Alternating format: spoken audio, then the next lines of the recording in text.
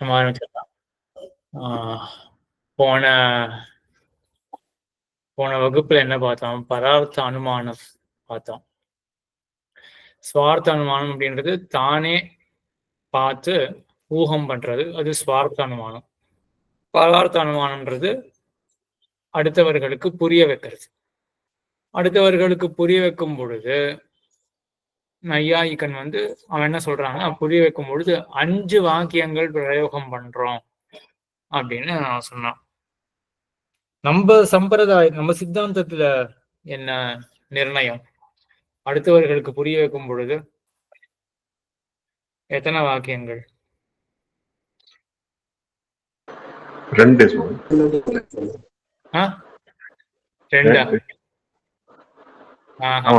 பிரதிஜா அப்புறம் கேது அதுலயே வந்துரும் அப்படின்னு சொல்லி அது நம்ம சித்தாந்தம். அது பௌத்த சித்தாந்தம். பௌத்தர்கள் தான் என்ன சொல்றா அப்படின்னா 2 போதுமே அப்படின்னு. மீமாம்சகால் என்ன சொல்றா அப்படின்னா 3 வேணும் அப்படின்னு சொல்றா. நம்ம என்ன சொல்றோம் அப்படின்னா, இந்த நையாயிகன் சொல்றது 5 வேணும் அப்படின்னு சொல்றான் இல்லையா? நம்ம என்ன சொல்றோம்?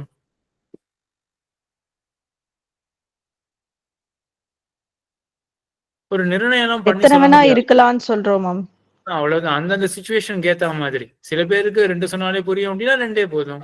சில பேருக்கு 3 சொல்ல வேண்டி இருக்கு அப்படின்னா 3 வேண்டி இருக்கும் அப்படின்னு நம்ம அநியமம் இதுதான் அப்படின்னு நியமத்தை கொண்டு வராமல் அந்தந்த கேஸ்ல அந்தந்த இண்டிவிஜுவல் பேசிஸ்ல யாருக்கு என்ன புரியுமோ அப்படின்னு சொல்லிட போறோம்.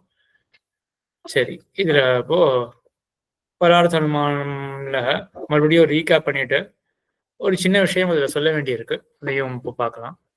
இப்போ பிறருக்கு தெரிவிக்கும் கிரமம் அதுதான் பரார்த்த அனுமானம். எப்படி நம்ம அடுத்தவருக்கு புரிய வைக்கிறோம் அப்படின்னா, முதல்ல பிரதிஜா, அப்புறம் ஹேத்து, அப்புறம் உபநயம், நிகமனம். பிரதிஜா, ஹேத்து, உதாரணம், உபநயம், நிகமனம். ஆமா, இந்த 5 ஆச்சு இல்லையா? சரி, கடைசியில நம்ம என்ன போய் முடிக்கிறோம்?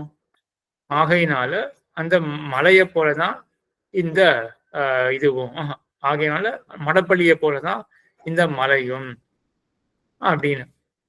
மடப்பள்ளியை போலதான் அப்படின்றது எந்த அம்சத்துல அது போலதான்? சாதிருஷ்யம், அது ஒத்த தன்மை. எந்த அம்சத்துல அது ஒத்த தன்மை? கடைசியில முடிக்கும் பொழுது என்ன? எந்த அம்சத்துல ஒத்த தன்மை?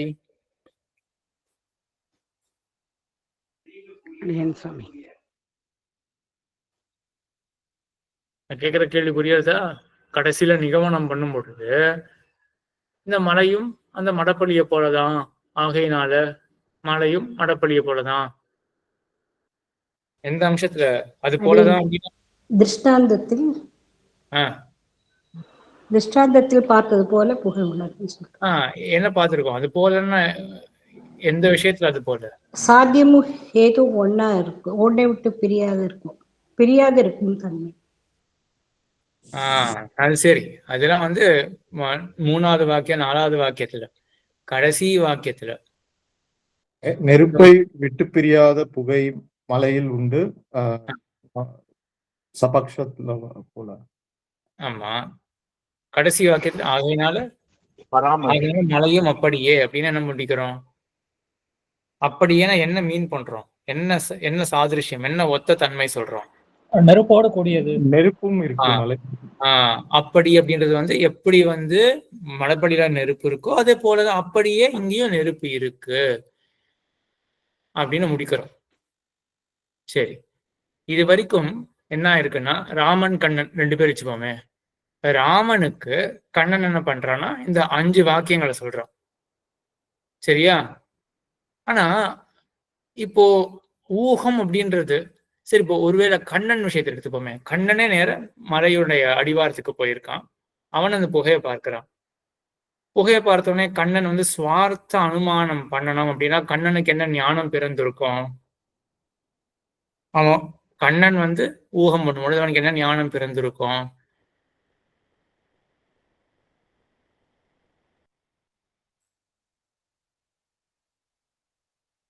இதெல்லாம் கொஞ்சம் டிப்ஸ்ல இருக்கணும். வெறும் வியாப்தி ஞானம் மட்டும் போதுமா? வியாப்தி ஞானம்ன்றது என்னது? யாத்திக் ஞானமுடைய ஆகாரம் என்ன? யாத்திக் ஞானம்னா என்ன? ஆகாரம்னா புரியுறதா? ஞானத்துக்கு ஆகாரம் எதை பற்றினது அப்படின்னு அர்த்தம். 2 விஷயம் வேணும் சொன்னேன். ஒண்ணு வந்து ம். அந்த விட்டு பிரியாத தன்மை, இன்னொன்னு ம். வந்து அது அது அது விட்டு விட்டு பிரியாது அப்படிங்கிற ஞானம். இன்னொரு ஞானம் வந்து இது இது இல்லாத சமயத்துல அந்த ஹேது வந்து இருக்கு அப்படிங்கிற ஞானம் இல்லாமை. அதுதான் யாத்திக் ஞானத்துக்கு காரணம். இது ரெண்டும் ஏற்பட்டதுன்னா யாத்திக் ஞானம் ஏற்படும். இதெல்லாம் கொஞ்சம் சாத்திய சமானாதிகரணம். அதுதான் தேவரின் கேட்டீங்க. கரெக்ட். கீதா கோவிந்தன் சுவாமி சொல்றது, கீதா மாமி சொல்றது ரெண்டு ஒண்ணுதான். சாத்திய சாமானாதிகரண்யம், சாத்திய சாமானாதிகரண்ய ஞானம் இல்லாம இருக்கணும். ரெண்டு இருந்ததுன்னா சாத்திய அபாவம். ஆமா, சாத்தியா பாவத்துல இது இல்லை அப்படின்னு இது இருக்கு அப்படின்ற ஞானம் நமக்கு இருக்கக்கூடாது அப்படின்னு இது ரெண்டும் இருந்ததுன்னா சரி, இது அந்த ப்ராசஸ்ல போவோமே. சரி, இது ரெண்டும் இருந்ததுன்னா நமக்கு வியாப்தி ஞானம் ஏற்படும். வியாப்தி ஞானம்னா என்னது? எதை பற்றின ஞானம்? நெருப்பை விட்டு பிரியாது புகை, புகையில இருக்கக்கூடிய ஒரு தன்மை. இது போதுமா? கண்ணன் வந்து அங்க நெருப்ப ஊகம் பண்ணணும். கண்ணன் வந்து ஊகம் பண்ணும்போது என்ன ஞானம் இருக்கும்? பிரத்யக்ஷத்துல ஹேதுவை பார்த்திருக்கணும். எல்லாத்தையும் சேர்த்து இதுக்கெல்லாம் ஒரு பேர் இருக்கு, பராமர்ஷம். பராமர்ஷம் அப்படின்னு. சரி, பராமர்ஷம்ன்றது எக்ஸாக்டா என்ன ஞானம்? பராமர்ஷம்ன்றது என்ன ஞானம்?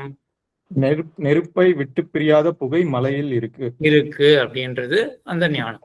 இது கொஞ்சம் மாத்திக்கலாம். நெருப்பை விட்டு பிரியாத புகையை கொண்டது மலை. சோ நம்ம மலையை பத்தி சொல்றோமா, இல்லாட்டி நெருப்பை விட்டு பிரியாத புகை மலையில் இருக்கு அப்படின்னா எதை பத்தின விஷயம்? இது விசேஷம் என்னவாயிடும்? நெருப்பை விட்டு பிரியாத புகையை பத்தி பேசுறதாயிடும். புகையை பத்தி பேசுற மாதிரி ஆயிடும். அதனால கொஞ்சம் மாத்தினோம்னா நெருப்பை விட்டு பிரியாத புகையை கொண்டிருக்க மலை, ஆகினால நெருப்பை கொண்டிருக்க மலை அப்படின்னு வெறும் மலையில மட்டும் ஃபோக்கஸ் இருக்காம தாத்பரியம் இருக்கா மாதிரி இருக்கும். ஆனா பராமர்சம் ஞானம் அதுதான். இந்த நெருப்பை விட்டு பிரியாத புகை அது மலையில இருக்கு அப்படின்னு அது மலைக்கு ஒரு விசேஷமாக புகையை கொண்டு வந்தாலும் அதான் பராமர்ச ஞானம். சரி, அப்போ என்ன தெரியறது? ஊகம் பண்ணணும். ஊகம்னா நான் கண்ணால பார்க்காத ஒரு விஷயத்த நாம் தெரிஞ்சுக்க போறோம். அதான் அனுமிதி அப்படின்னு பெயர். மலையில் நெருப்பு இருக்கு, அப்படி நெருப்பை கொண்டது மலை, நெருப்பை கொண்டது மலை அப்படின்ற அந்த அனுமதி இருக்கு இல்லையா? அந்த அனுமதிக்கு முன் க்ஷணத்துல என்ன ஞானம் வேணும்? பராமர்சம் அப்படின்ற ஞானம் வேணும். சரி, இப்போ நம்ம இங்க இது வந்து கண்ணன் அந்த புகையை பார்த்த உடனே அவனுக்கு வியாப்தி ஞானம் ஞாபகம் வரும். அதுக்கப்புறம் அவன் பராமர்ச ஞானத்தை கொண்டு வேணா இருப்பான் கண்ணன். கண்ணனுக்கு என்ன வரும் அப்படின்னா அவனுக்கு அப்புறம் அனுமதி வரும். மலையை வந்து எப்படிப்பட்டதா நெருப்பை கொண்டு இருக்க மலை அப்படின்னு அனுமதி வரும். சரி, இப்போ கண்ணன் ராமனுக்கு சொல்லும் பொழுது என்ன பண்றான்? கண்ணன் வந்து ராமனை பார்த்து மலையில் நெருப்பு இருக்கு அப்படின்னு ஆரம்பிக்கிறான். பிரதிஜாலேருந்து ஆரம்பிக்கிறான். கடைசியில முடிச்சுட்டான். நிகமனம்னா முடிவு. முடிச்சுட்டான். என்ன முடிச்சிட்டான்? ஆகையினால அப்படியேதான் மடப்படியை போலதான் இந்த மலையானது அப்படின்ற வரைக்கும் போய் முடிச்சான். சரி, ஆனா இதுக்கப்புறம் நம்ம வந்து ராமனுக்கு அனுமதி ஏற்படணும், ஊகம் ஏற்படணும் அப்படின்னு நம்ம பார்க்கணும். அடுத்தவனுக்கு புரிய வைக்கிறான் அப்படின்னா அவனுக்கு ஒரு ரியலைசேஷன் வரணும் இல்லையா? புரியுறதா? அப்படின்னு நம்ம அடுத்தவா கிட்ட ரீசனிங் பண்ண ஆரம்பிச்சோம் அப்படின்னா அவ அக்செப்ட் பண்ணானா இல்லையா? அந்த அக்செப்டன்ஸ் வரணும்ல. சோ என்ன அக்செப்ட் பண்ணணும்? ஆக்சுவலா ராமன் வந்து என்ன ஒப்புக்கொள்ளணும்? கடைசி அவங்களுடைய பலன் என்ன? ராமனுக்கு எந்த ஞானம் பிறக்கணும்? மலையில் நெருப்பு இருக்குங்கிற ஞானம் பிறக்கணும். மலையில் நெருப்பு இருக்கு அப்படின்னு ஞானம் பிறக்கணும் இல்லையா? எப்படி ராமனுக்கு தெரிய வரும் மலையில் நெருப்பு இருக்கு, நெருப்பை கொண்டது மலை அப்படின்றது எப்படி ராமனுக்கு எப்படி தெரிய வரும்? இந்த ரீசனிங்க ஃபாலோ பண்ணி அவரும் அதே மாதிரி ஊகம் பண்ணிதான். அப்போ ராமனுக்கு என்ன ஏற்படணும் அப்படின்னா கண்ணனுக்கு என்ன ஞானம் ஏற்பட்டதோ அதேதான் ராமனுக்கு ஏற்படணும். கண்ணனுக்கு என்ன ஞானம் ஏற்பட்டது? நெருப்பை விட்டு பிரியாத புகையை கொண்டது மலை அப்படின்னு ஏற்பட்டதா? எக்ஸாக்டா இதே ஞானம் தான் ராமனுக்கும் ஏற்படும். நெருப்பை விட்டு பிரியாத புகையை கொண்டது மலை அப்படின்ற ஞானம் ஏற்படணும். அந்த ஞானம் ஏற்படுறதுக்கு தான் இந்த 5 ரீசனிங் ஸ்டெப்ஸ் இருக்கு இல்லையா? ஆக இந்த 5 வாக்கியங்களையும் கேட்டு அதுக்கப்புறம் ராமன் வந்து அவனே யோசிச்சு பார்த்து அவன் புரிஞ்சுப்பான். ஓ அப்படியா, இப்ப நெருப்பை விட்டு பிரியாத புகை அந்த தன்மை கொண்டது புகை, அப்படிப்பட்ட புகையானது இங்க இருக்கு. சரி, இப்ப நெருப்பை விட்டு பிரியாத புகையை கொண்டு இருக்கு மலை, நெருப்பு இருக்கு மலையில், அதாவது நெருப்பை கொண்டது மலை அப்படின்னு ராமனும். இதுதான் ஆக்சுவலா இப்படிதான் வந்து வாதமே நடக்கும். அப்படி இல்லைன்னா வச்சுப்போமே, இப்போ ராமனுக்கு கண்ணன் வந்து மலையில் நெருப்பு இருக்கு அப்படின்னு சொன்ன மாத்திரத்துல கண்ணன் என்ன சொன்னாலும் நான் நம்புறேன் அப்படின்னு ஸ்திதி இருக்கு அப்படின்னு வச்சுப்போமே, அப்ப என்ன ஆகும்? அவனுக்கு ரீசனிங்கே வேண்டாமே. கண்ணன் வந்து சொல்றான் ராமா மலையில் நெருப்பு இருக்கு அப்படின்னு சொல்றான், கேட்ட உடனே நம்பிடுறான் இல்லையா? இதுதான் நம்ம அடுத்ததுல பார்க்க போறோம், சாப்த போதம் அப்படின்னு. சப்தத்துல பார்த்துருக்கோம் இல்லையா? சப்தத்தினால சப்தத்தை பிரமாணமாக கொண்டா இந்த ராமன் வந்து சப்தத்தை கேட்கறான், அவனுக்கு ஞானம் வந்துருச்சு அப்படின்னா அது வேற ரீதியில போயிடும். இங்கானா என்ன ஆகுது அப்படின்னா, சப்தங்களை பிரயோகம் பண்றது எதற்காக? இந்த ரீசனிங்க டெவலப் பண்றதுக்காக. கடைசியில ராமனும் கடைசியில ரீசனிங் மூலமா தான் அவன் அந்த அனுமானம் பராமர்சம் மூலமா தான் அவன் அனுமதி அடைய போறான். இது கொஞ்சம் முக்கியமான விஷயம், எல்லாம் மனசுல வாங்கிக்கோங்க. அதான் அவங்க கடைசியில போட்டிருக்கேன், இவற்றை கேட்டு நெருப்பை விட்டு பிரியாத புகை மலையில் உள்ளது. கொஞ்சம் மாத்தி போட்டேன், நானும் கொஞ்சம் விசேஷம் அந்த மாத்தி போட்டேன். புகையை கொண்டது மலை அப்படின்னு சொல்லுவாங்க. புகை மலையில் உள்ளது, ஆகையால் மலையில் நெருப்பு உள்ளது என்று எதிரில் இருப்பவர் புரிந்து கொள்வார். சரியா? இங்கேயே கூட ஒரு அம்சம் இருக்கு. இந்த பராமர்சம் வந்து நெருப்பை விட்டு பிரியாத புகை மலையில் இருக்கு அப்படின்னு சொன்னா நமக்கு அனுமதி எப்படி வரும் அப்படின்னா, நெருப்பு மலையில் இருக்கு அப்படின்னு அனுமதி வரும். சோ இங்க நான் எழுதினது கூட தப்புன்னு சொல்ல முடியாது. நான் சொல்ல வரது புரியுறதா? நெருப்பை விட்டு பிரியாத புகை அது மலையில் இருக்கு அப்படின்னு சொன்னா நெருப்பானது மலையில் இருக்கு அப்படின்னு நம்ம அடுத்தது நம்ம ஞானம் இருக்கணும். நெருப்பை விட்டு பிரியாத புகையை கொண்டது மலை அப்படின்னு நமக்கு பராமர்சம் ஏற்பட்டா நெருப்பை கொண்டது மலை அப்படின்னு நமக்கு பராமர்சம் ஏற்படும். சித்ரா மாமி. அடியேன் சுவாமி, இப்ப இதே மாதிரி நீங்க சொன்னா போலவே ஒருத்தர் சொல்றத கேட்டு நம்ம அண்டர்ஸ்டாண்ட் பண்ணிக்கிறோம். அதே மாதிரி இப்போ புக்ல எல்லாம் நம்ம படிச்சிருக்கோம், இந்த மாதிரி there is no smoke without fire அப்படின்னு படிச்சிருக்கோம்னு வச்சுக்கோங்களேன். இப்போ நம்ம கூட யாரும் இல்ல, நம்மளே ஒரு மலையை பார்க்கும்போது அங்க நமக்கு தெரியறது, நம்ம இது கேள்விப்பட்டிருக்கோம், அதனால நமக்கு வந்து இங்க நெருப்பு இருக்கலாம் அப்படின்றது நமக்கு தெரிய வருது. இப்ப இது இந்த அனுமானம் வந்து பிரத்யக்ஷத்துல வருமா சுவாமி? அனுமானம் பிரத்யக்ஷம் பிரிக்கிறீங்க. அனுமானம் ரெண்டு விதமா இருக்கு, ஸ்வார்த்தம் பரார்த்தம் ரெண்டு தான். ஸ்வார்த்தம் பரார்த்தம் அப்படின்னு பிரத்யக்ஷம் நீங்க புதுசா சேர்க்கிறீங்க. நீங்க ஸ்வார்த்தத்துல வருமா அப்படின்னு கேட்கணும். ஸ்வார்த்தத்துல அடியேன் சாரி ஸ்வார்த்தத்துல வரும். தனக்காக பண்ற அனுமானம், தானே தனக்காக பண்ற அனுமானம். ஆனா இது முன்னாடி நம்ம இந்த வியாப்தி ஞானத்தெல்லாம் பிரத்யக்ஷமா பார்த்து தானே தெரிஞ்சுக்கிறார் சுவாமி. இப்போ இது அந்த கேஸ் இல்லையா? கரெக்ட். ஆனா நான் வந்து வியாப்தி ஞானம் வந்து பிரத்யட்சமா மட்டும்தான் இருக்கும் அப்படின்னு சொன்னேன்னா, போன கிளாஸ்ல கூட ஒரு சட்டிலா சொல்லிட்டு விட்டுருப்பேன். பெரும்பாலும் பிரத்யட்சமா இருக்கும். நீங்க சொன்ன அதே பாயிண்ட் தான். இப்ப என்ன இருக்கீங்க, எங்கெங்கெல்லாம் புகை இருக்கோ அங்கெங்கெல்லாம் நெருப்பு இருக்கும் அப்படின்ற ஞானம் நம்ம கண்ணால பார்த்து தெரிஞ்சுக்கல, இப்போ புஸ்தகத்தை பார்த்து தெரிஞ்சுட்டு இருக்கோம். ஆக இதான வியாப்தி ஞானம், விட்டு பிரியாத தன்மை. விட்டு பிரியாத தன்மை நம்ம கண்ணால கிரகிக்காம சப்தம்ன்ற பிரமாணத்தினால கிரகிச்சிருக்கோம். சரியா? அப்ப வியாப்தி ஞானம் வந்து இங்க சப்தத்தினால ஏற்பட்டிருக்கு. அதுக்கப்புறம் இருக்கக்கூடிய ப்ராசஸ்லாம் சிமிலர் தான். மலையுடைய அடிவாரத்துக்கு போறோம், நம்ம புகையை பார்க்கறோம், நமக்கு வியாப்தி ஞானத்தினுடைய ஸ்மரணம் ஏற்படும். சித்ராமாமி கேட்ட கேள்வி எல்லாருக்கும் புரிஞ்சிருக்கும்னு நினைக்கிறேன். நம்ம போன வாரம் டிஸ்கஸ் பண்ணதுக்கும் இதுக்கும் கொஞ்சம் முரண்பாடு இருக்கா போல இருக்கும். போன வாரம் நம்ம என்ன பார்த்தோம், வியாப்தி ஞானம்ன்றது வந்து பிரத்யட்சத்துல சேர்த்துடலாம், சம்ஸ்கார சச்சிவமான பிரத்யக்ஷம், இல்லைன்னா அதேவே ஒரு ஊகமாக சொல்லலாம் அப்படின்ற மாதிரிலாம் பார்த்தோம். ஆனா கூடவே எனக்கு ஞாபகம் இருக்கு, நான் சட்டில இது ஒண்ணு சொல்லியிருந்தேன், சப்தத்தினாலையும் வரும் அப்படின்ற மாதிரி சொன்னதால்தான் எனக்கு ஞாபகம். சுவாமி சுவாமி வியாப்தி ஞானம் அதான் கேள்வி, அதுதான் சுவாமி. வியாப்தி ஞானம்ன்றது பிராக்டிகலா மட்டும்தான் வரும்னு அடியேன் சுவாமி. இப்போ இவரு சொல்றது வந்து அது வந்து வேற விதங்கள்லயும் வர முடியும். இன்னொருத்தர் சொல்றதை கேட்டுக்கிட்டு அப்படியே அதை ஒத்துக்கிறதும் வந்து அதுவும் வியாப்தி ஞானம் அப்படிங்கறதுல வருவா சுவாமி அது? ஆமா, இது போன தடவை சொன்ன மாதிரி ஞாபகம். நான் வந்து அந்த 10 இடத்துல நம்ம மலையை இதையும் எடுத்து சேர்த்து பார்த்துருக்கோம். பார்த்ததுனால நமக்கு வரும் அப்படின்ற அந்த ப்ராசஸ் சொன்னதுனால அதுக்கு மேல சித்திரமாமி ஒரு கேள்வி கேட்டதுக்கு அதுக்கப்புறம் நம்ம யோசிச்சோம் இப்போ வியாப்தி ஞானம்ன்றது எதுல சேர்க்கலாம் அப்படின்னு.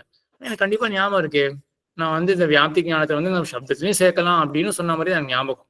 அதை கன்ஃபியூஸ் பண்ண வேண்டாம் அப்படின்னு விட்டுட்டேன் அதுக்கப்புறம் மேல. இப்ப என்ன சித்திரமாமி கேட்டது கரெக்டான கேள்வி. இப்போ டெக்ஸ்ட் நம்ம பார்த்துட்டு நமக்கு வந்து ஏன்னா இப்படி எல்லாருமே ஒன்று ஞாபகம் வச்சுக்கோங்களேன். இப்போ நம்ம ஞானத்தை வந்து நம்ம இந்த ஆகாரத்தை தான் எப்பவுமே ஃபோக்கஸ் பண்ணணும். ஞானம்னாலே ஆகாரம் இருக்கும். ஞானத்துக்கு ஆகாரம் அப்படின்றது அநேகமான பல தடவை சொல்லி நீங்க கான்டெக்சுவலா ரிலேட் பண்ணிருக்கணும். யாராவது சொல்ல முடியுமா ஞானத்துக்கு ஆகாரம் அப்படின்னு நான் என்ன மீன் பண்றேன் அப்படின்னு சொல்ல முடியுமா? ஞானத்துக்கு வடிவம்னா என்ன அர்த்தம்? ஞானத்துக்கு ஆகாரம்னா என்ன அர்த்தம்?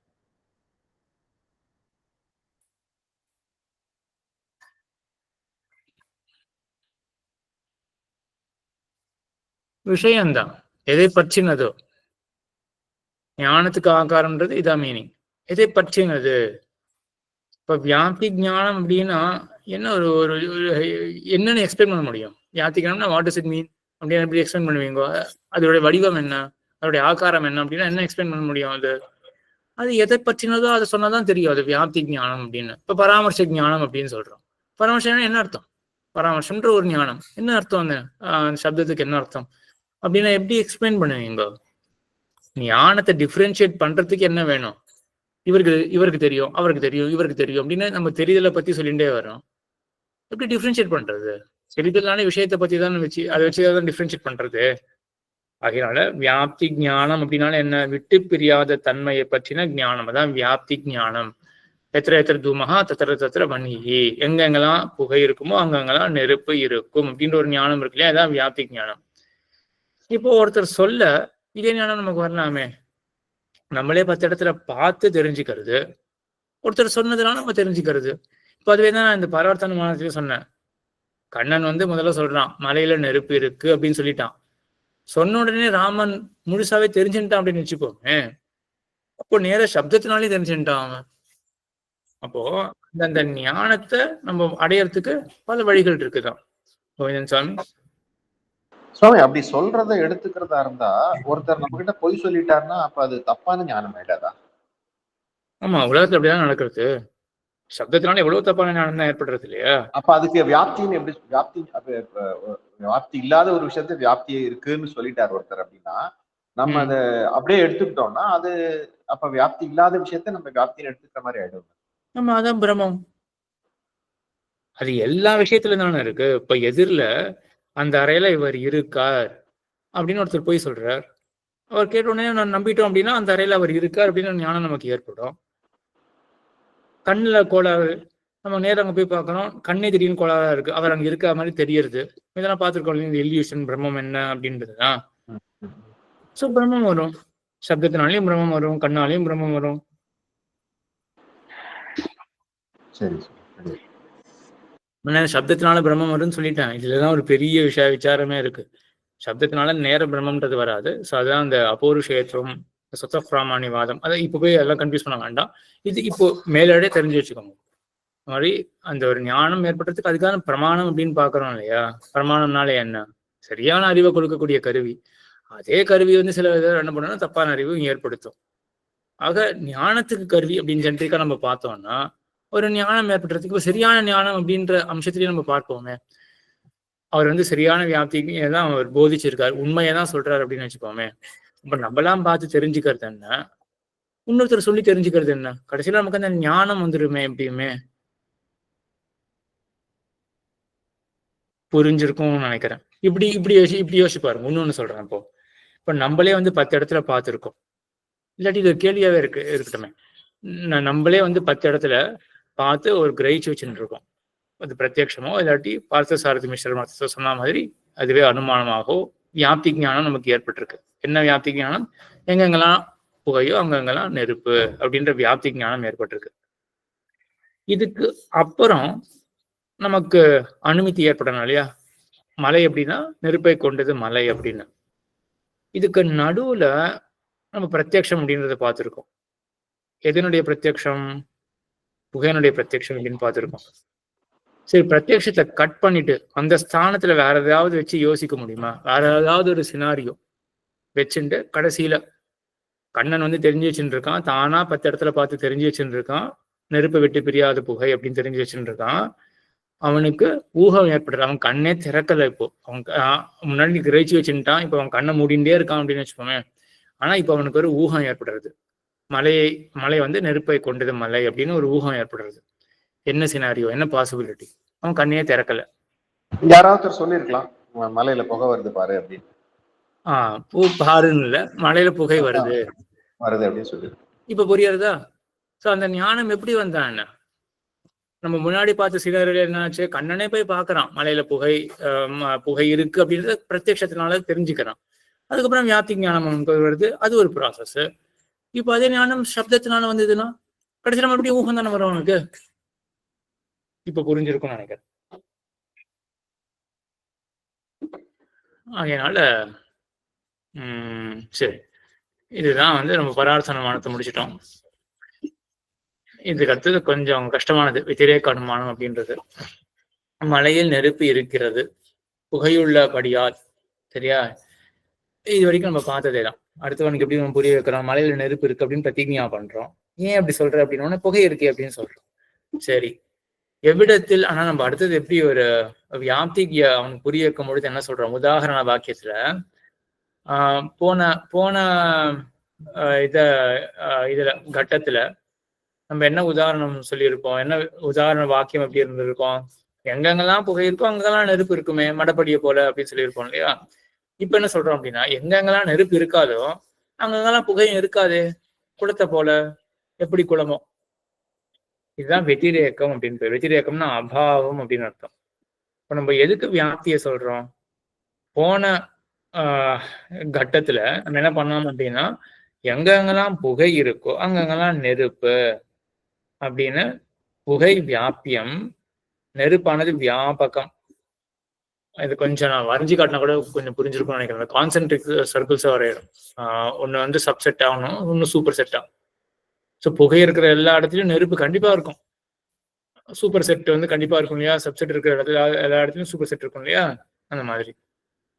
இப்போ நம்ம என்ன பண்றோம் அப்படின்னா, அப்படியே மாத்திடுறோம். சரி, நான் இந்த ஸ்டேட்மெண்ட் மட்டும் எழுதியிருக்கேன் இல்லையா? எவ்விடத்தில் நெருப்பு இல்லையோ அவ்விடத்தில் புகையும் இருக்காது அப்படின்னு ஸ்டேட்மெண்ட் எழுதியிருக்கேன். வெத்திரேக்கம் அப்படின்னா அபாவம் அப்படின்னு சொல்லியிருக்கேன். இதை வச்சு இப்ப யாராவது கெஸ் பண்ண முடியுமா? இங்க வியாபியம் என்ன, வியாபகம் என்ன? முன்னாடி வியாபியம் புகை, புகை இருக்கிற எல்லா இடத்துலயும் நெருப்பு இருக்கும், அது சூப்பர் செட் நெருப்பு, சூப்பர் செட் தான் வியாபகம். இப்போ இந்த ஸ்டேட்மெண்ட்ல நான் வந்து இங்க ஹைலைட் பண்றேன் போல, இங்க இதா இந்த ஸ்டேட்மெண்ட்ல, 3வது ஸ்டேட்மெண்ட்ல என்ன வியாபியம் வியாபகம்னு யாராவது கெஸ் பண்ண முடியுமா? கோவிந்தன் சுவாமி. புகையின்மை, புகையின் அபாவம் வந்து வியாபகம், நெருப்பின் இன்மை வந்து வியாபியம். வியாபியம், நெருப்பின்மை வியாபியம், புகை இன்மை வியாபகமாக ஆயிடுறது. சரியா? அதாவது வெத்திரேக அனுமானம் அப்படின்னு பேர். ஏன்னா வெத்திரேக்கம்னாலே அபாவம் அப்படின்னு அர்த்தம். இப்ப எதுக்கு விட்டு பிரியாத தன்மை எது மத்தியில சொல்றோம் அப்படின்னா, அபாவத்தின் மத்தியில சொல்றோம். நெருப்பை விட்டு பிரியாத புகை, அதே போல புகையின்மையை விட்டு பிரியாத நெருப்பின்மை. புகையின்மை இருந்ததுன்னா கண்டிப்பா அங்க நெருப்பின்மை இருக்கும் அப்படின்னு அர்த்தம். ஸோ இது கொஞ்சம் மனசுல வாங்கிக்கிறது சட்டுன்னு கஷ்டமாயிடும். ஏன்னா நம்ம அபாவம் அப்படிலாம் கொண்டு வரும் பொழுது 2 கான்செப்ட் வருது இல்லையா? ஆனாலும் இப்படியா கஷ்டப்பட்டு மனசுல வாங்கிக்கோங்க. புகையின்மை அது வியாபகமாயிடுறது, நெருப்பின்மை வியாபியமாயிடுறது. சரி, குளத்தை போல. இங்க என்ன அர்த்தம்னா, வெத்திரேக அனுமானத்துல நம்மளுடைய 4வது வாக்கியம் இருக்கு இல்லையா? உபநயம் உபநயஹா அப்படின்ற அந்த வாக்கியம், அது இப்ப மாறுபடுறது. நம்ம முன்னாடி கட்டத்துல நம்ம அந்த அன்வய வியாப்தின்னு பேருக்கு, அன்வய வியாப்தி பார்க்கும்பொழுது என்ன உபநய வாக்கியம் எப்படி பார்த்தோம்? இதெல்லாம் ஃபிங்கர் டிப்ஸ் வச்சுக்கணும், கோச்சிங் கிளாஸ் மாதிரிதான். முன்னாடி கட்டத்துல எப்படி பார்த்தோம் உபநய வாக்கியம்? மலையும் மடப்பள்ளியை போலத்தானே. எந்த அம்சத்துல? மலையும் மடப்பள்ளியை போலத்தான். எந்த அம்சத்துல? புகை இருக்கிறபடியா சுவாமி? புகை இருக்கிற அம்சத்துல. மலையும் மடப்பள்ளியை போலதான். மடப்பள்ளியில எப்படி புகை இருக்கோ அதே போலதான் இங்க புகை இருக்கு அப்படின்னு அந்த அம்சத்தை வந்து ஒற்றுமை பார்த்தோம் இல்லையா? இங்க இப்போ வேறுபாடு பாருங்க. மலையோ புகையை கொண்டபடியால் அவர் அவ்வாறு அல்ல. இப்ப இங்க எல்லாமே அவ்வாறு அல்ல, அப்படி கிடையாது அப்படின்னு போய் முடியும். மலையானது குளத்தை போல கிடையாது அப்படின்னு. அங்க என்னாச்சு? மடப்பள்ளிய போல அப்படின்னு. இங்க குளத்தை போல கிடையாது அப்படின்னு. கிடையாதுன்ற பொழுது என்ன இங்க வேறுபாட்டை காட்டுறோம்? அங்க சாதிருஷ்யம் ஒற்றுமை சொல்லணும், இங்க வேறுபாட்டை சொல்லணும். என்ன வேறுபாட்டை இங்க காட்டுறோம்? அங்கேயோ புகை இருக்கு, இங்கேயோ புகை இல்லை அப்படின்ற வேறுபாட்டை காட்டுறோம். சரி சரி, ஆமா, அங்கேயோ புகை இல்லை, இங்கேயோ புகை இருக்கு அப்படின்ற வேறுபாட்டை காட்டுறோம். புரியுறதா? குளத்துல வந்து புகை இல்லை, இது அது போல அல்ல அப்படின்னு சொல்லிட்டு மறுபடியும் 5வது வாக்கியத்துல என்ன சொல்றோம்? மறுபடியும் இது குளத்தை போல கிடையாது அப்படின்னு. இப்ப எந்த அம்சத்துல வேறுபாட்டை காட்டுறோம்?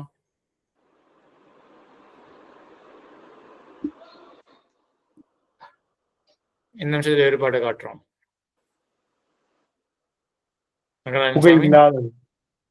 அதுல முன்னாடி முடிச்சிட்டோமே, 4வது அம்சத்திலே முடிச்சிட்டோம். புகை இல்லாதது அப்படின்ற அந்த புகை இல்லாதது போல இது அல்ல அப்படின்னு 4வது வாக்கியத்துல சொல்லிட்டோம். அடுத்தது என்ன? நெருப்புடைய அம்சத்துலதான். அங்கேயோ நெருப்பு இல்லை, ஆனா இது அப்படி கிடையாது. இங்க நெருப்பு இருக்காதான் நம்ம சாதிக்கணும் இல்லையா? கடைசியில போய் முடிச்சிருவோம். இது வந்து கொஞ்சம் நீங்க ஒர்க் பண்ணணும். ஃபர்ஸ்ட் எடுத்த உடனே புரியாதது, வெத்திரேகம்ன்றது கொஞ்சம் கஷ்டம்தான். ஆனா அவங்க பேசிக் கான்செப்ட் புரிஞ்சிருக்கும் அப்படின்னு தோன்றது. சரியா? இதுவரையில யாராவது அனுவாதம் பண்ண முடியுமா? இதுல ஒரு டவுட்.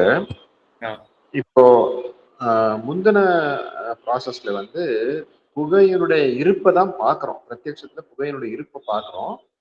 எல்லாமே இருப்பை பத்தியே பேசிட்டு போறோம். அது ஒரு ஸ்மூத்தா போகுது.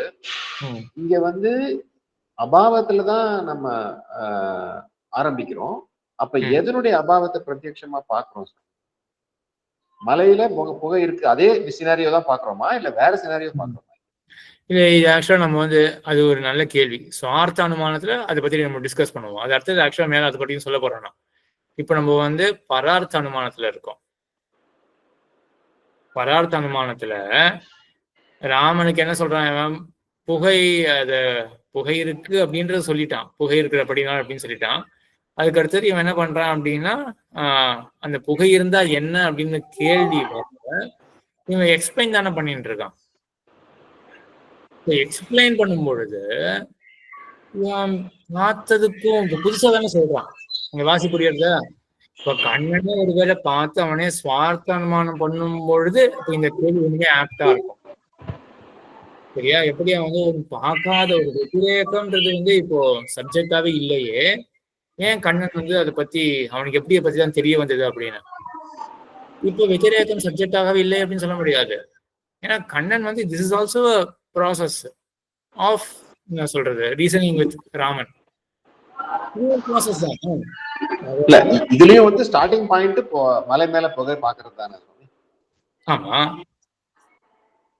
அது எனக்கு டவுட் ஆயிடுச்சு. அதை பத்தி தான் பேசுறோம் இல்ல வேற சினாரியோ பேசுறோமான்றது சரியா புரியல. நீங்க குளத்தை பத்தி சொன்னதால அது குளம் சம்பந்தமா ஏதாவது இருக்கும் அப்படிங்கிறது. இல்லை, மலையில மறுபடியும் அந்த சினாரியோ சொல்றேன். கண்ணனுக்கு வந்து தெரியும் நெருப்பு வந்து உள்ள இருக்கு அப்படின்றது கண்ணனுக்கு தெரியும். இப்போ ராமனுக்கு அவன் புரிய வைக்கணும்னு பாக்குறான். புரிய வைக்கணும்னு பார்க்கும் பொழுது மலையில நெருப்பு இருக்கு, புகை இருக்கிறபடியினால் அதுக்கப்புறம் தான் கேள்வி வருது. அதனால என்ன, இப்போ புகை இருந்தா என்ன அப்படின்னும் பொழுது இதுவும் ஒரு ப்ராசஸ் ஆஃப் ரீசனிங், இல்லாட்டி ப்ராசஸ் ஆஃப் எனக்கு சப்ஸ்டான்ஷியேட்டிங் வச்சுப்போமா, அடுத்தவனுக்கு புரிய வைக்கிறது. இதுவும் ஒரு நிலைப்பாடு இருக்கு. இந்த வெத்திரேகத்தை வச்சுன்னு கூட அடுத்தவனுக்கு புரிய வைக்கலாம் அப்படின்றது. இதுக்கு மேல என்ன எனக்கு நம்ம அந்த ஃபர்ஸ்ட் ப்ராசஸ் ஒத்துக்கும் போது இதையும் ஒத்துக்க கூடாது. இல்ல, புரியுது சார், இப்ப புரியுது. அதாவது இப்ப நான் வந்து இது ரெண்டும் ரிலேட்டட் அப்படின்னு முதல்ல பரார்த்தத்திலேயே இன்னொரு பார்ட்டா பாக்குறோம் அப்படிங்கறது நான் புரிஞ்சுக்கல. வெத்திரேக அனுமானம்ன்றது முதல்ல இருந்து ஃப்ரெஷ்ஷா இன்னொரு விஷயம் சொல்ல முடியாது. கரெக்ட், இப்ப புரிஞ்சதுல இப்ப பரார்த்த அனுமானம். ஆனா உங்களுடைய கேள்வி ஒண்ணு இருக்கு. இது பரார்த்த அனுமானம் வந்து இப்ப வெத்திரேகத்தை வச்சு நம்ம பார்த்துட்டு இருக்கோம். நம்ம கடைசியில ராமன் எப்படி புரிஞ்சுக்கிறான் அப்படின்றத போய் நிக்கணும் இல்லையா? சோ வெத்திரேகத்திலே அங்க எப்படி ஷிஃப்ட் ஆகும்? ஏன்னா நம்ம அங்கதான் நீங்க கேட்ட கேள்வி வரும். ஏன்னா நம்ம எல்லாமே இருப்பை வச்சுருந்தானே நம்ம சிமிலர் எல்லாம் டேக் ஆயிடுது, கரெக்டா எல்லாமே டேக் ஆயிடுது. இப்போ நம்ம வெத்திரேக்கத்துல இருந்து எப்படி ஷிஃப்ட் பண்றது? நமக்கு வேண்டியது வெத்திரேக்கத்தை பத்தியே கிடையாது. நம்ம எப்படி போய் அவன் புரிஞ்சுக்கும் பொழுது, ராமன் புரிஞ்சுக்கும் போது எப்படி புரிஞ்சுப்பான்?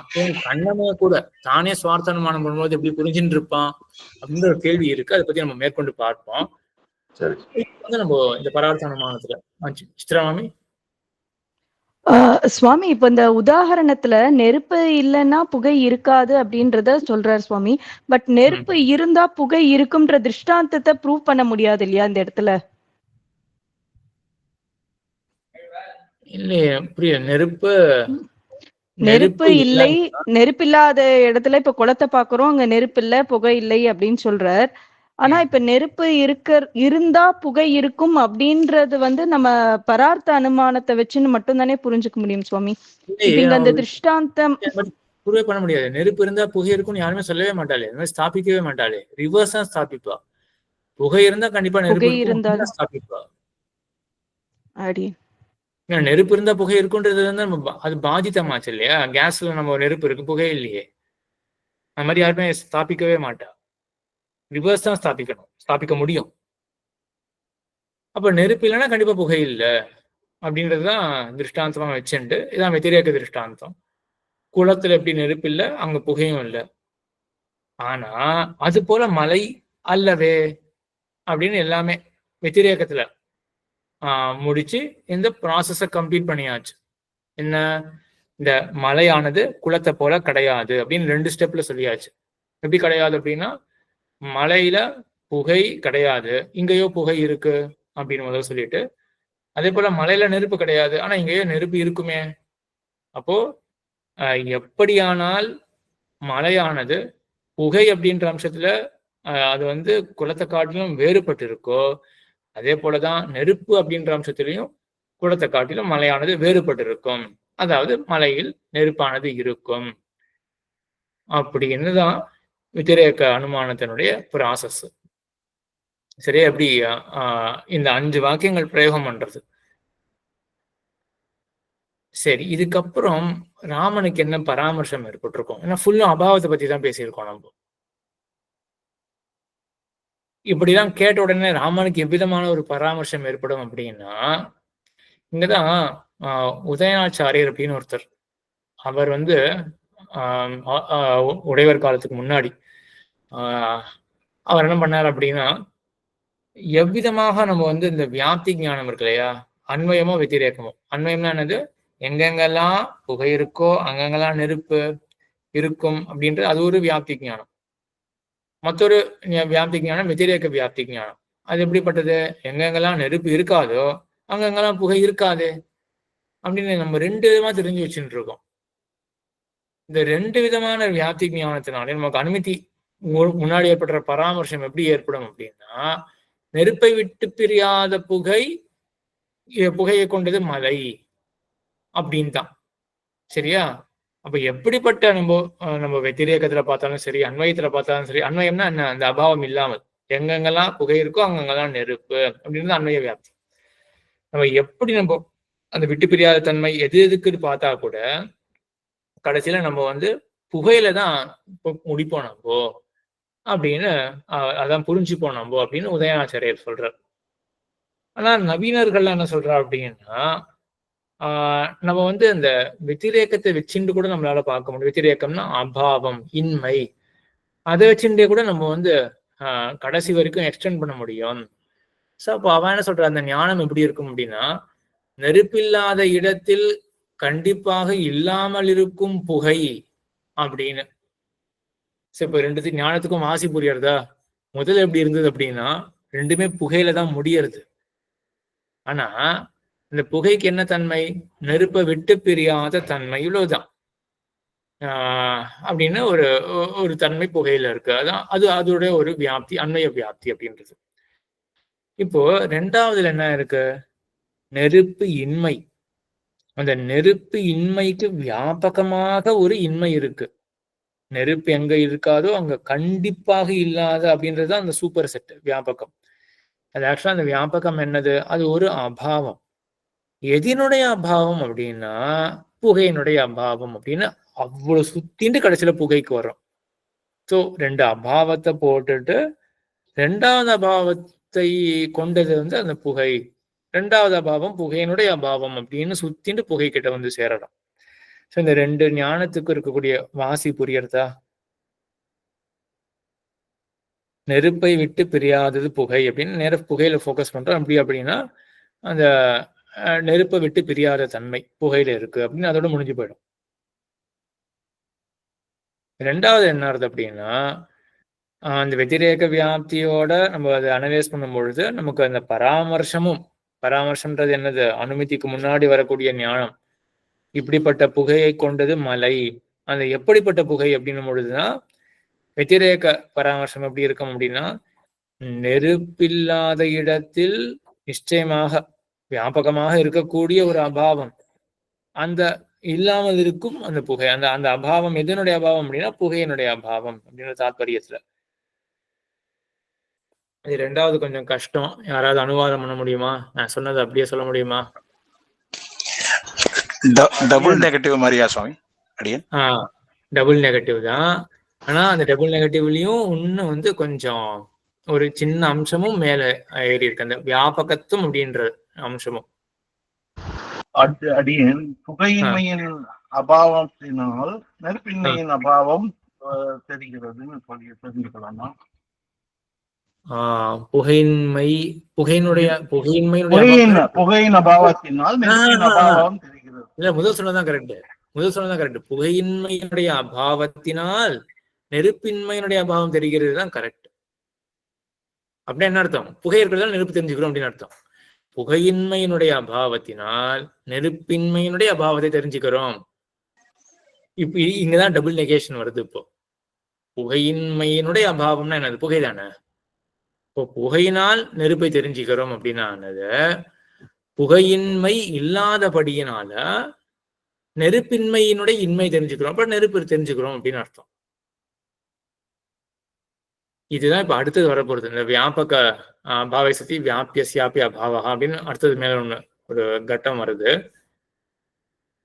சரி, யாராவது இத கரெக்டா அனுமானம் பண்ண முடியுமா? இந்த அன்வய வியாப்தி, வெதிரேக வியாப்தி. இல்லாட்டி ஒண்ணு பண்ணுவோம், இது கொஞ்சம் சிரமமான விஷயம். மறுபடியும் நீங்க இந்த ரெக்கார்டிங்கை கேட்டாதான் உங்களுக்கு சொல்ல வரும். முதல்ல புரிஞ்சுக்கிறது கொஞ்சம் கஷ்டமான விஷயம் தான் அது. நோட்ஸ்லாம் எடுத்து கொஞ்சம் அந்த வரைஞ்சி பார்த்து நிறைய ப்ராசஸ் பண்ண வேண்டியிருக்கும். ஆனா எனக்கு ஏதோ இப்போ சொன்ன பதில்ல இருந்து எனக்கு ஏதோ புரிஞ்சா எனக்கு ஒரு கான்ஃபிடென்ஸ் இருக்கு. ஓரளவுக்கு பேஸ் வந்தாச்சு அப்படின்ற எனக்கு கான்ஃபிடென்ஸ் இருக்கு. நம்ம என்ன பண்ணுவோம், கொஞ்சம் மேலே போயிட்டு மறுபடியும் ரிவர்ஸ்ல வருவோம், மறுபடியும் ரீகேப் பண்ணுவோம். அப்போ இன்னும் கொஞ்சம் கிளாரிட்டி இருக்கும். அடுத்தது அன்வய வியாப்தி. எவ்விடத்தில் புகையோ அவ்விடத்தில் நெருப்பு. நான் மறுபடியும் எல்லாம் 2-3 தடவை சொல்லியிருக்கேன். ரிடண்டண்டா இருக்கணும்னா கூட ரிடண்டண்டா கூட இருக்காது, கொஞ்சம் நல்லா இன்னும் கிளாரிட்டியை கொடுக்கறதுக்காகவே 2-3 தடவை ரிப்பீட் பண்ணியிருக்கேன். அன்வய வியாப்தி அப்படின்றது எவ்விடத்தில் புகையோ அவ்விடத்தில் நெருப்பு. இப்போ புகை இருக்கும் இடத்தில் பல அபாவங்கள் இருக்கும், ஒன்றும் நெருப்பினுடைய அபாவம் அல்ல. இது ஒரு இன்ட்ரெஸ்டிங் கான்செப்ட். இப்போ அன்வய வியாப்தினா என்னது? எங்கெங்கெல்லாம் புகை இருக்கோ அங்கங்கெல்லாம் நெருப்பு அப்படின்னு தானே அர்த்தம். இது ஆக்சுவலா நம்ம என்ன மீன் பண்றோம்? அப்போ எங்கெங்கெல்லாம் புகை இருக்கோ அங்கங்கெல்லாம் நெருப்பு அப்படின்னு ஆக்சுவலா என்ன மீன் பண்றோம் அப்படின்னா, இங்கேயும் ஒரு விதமா ஒரு அபாவத்தை கொண்டு வரோம். எங்கெங்கெல்லாம் அந்த புகை இருக்கிற இடம் இருக்கு இல்லையா, புகை இருக்கிற இடத்துல 1000 அபாவங்கள் இருக்கும். புகை எங்க இருக்கு? மடப்பள்ளியில இருக்கு. மடப்பள்ளியில என்ன இருக்காது? மடப்பள்ளியில டிவி, ஃப்ரிட்ஜு, கிரைண்டர் தான் கோயில் மடப்பள்ளியில் சொல்றேன், அதில் எதுவுமே இருக்காது அப்படின்னு வச்சுப்போமே. அப்போ இவ்வளவு அபாவங்கள் இருக்காதா? இவ்வளவு அபாவங்கள் இருக்குமா? ஆனால் எதனுடைய அபாவம் கண்டிப்பாக இருக்காது? நெருப்போட அபாவம். நெருப்போட அபாவம் கண்டிப்பா இருக்காது. அப்ப இதான் நம்ம மீன் பண்றோம். புகை இருக்கிற இடத்துல கண்டிப்பா நெருப்பு இருக்கும் அப்படின்னா என்ன மீன் பண்றோம்? நம்ம புகை இருக்கிற இடத்துல பல அபாவங்கள் இருக்கும், எதுவுமே நெருப்புடைய அபாவம் கிடையாது இப்படின்னு தான் மீன் பண்றோம். சரியா? இதான் அன்வய வியாப்தி அப்படின்றது. அடுத்தது இப்ப வெதிரேக வியாப்தி பார்த்தோம்னா, வெதிரேகம் என்றால் அபாவம். எவ்விடத்தில் நெருப்பு இல்லையோ அவ்விடத்தில் புகை இருக்காது.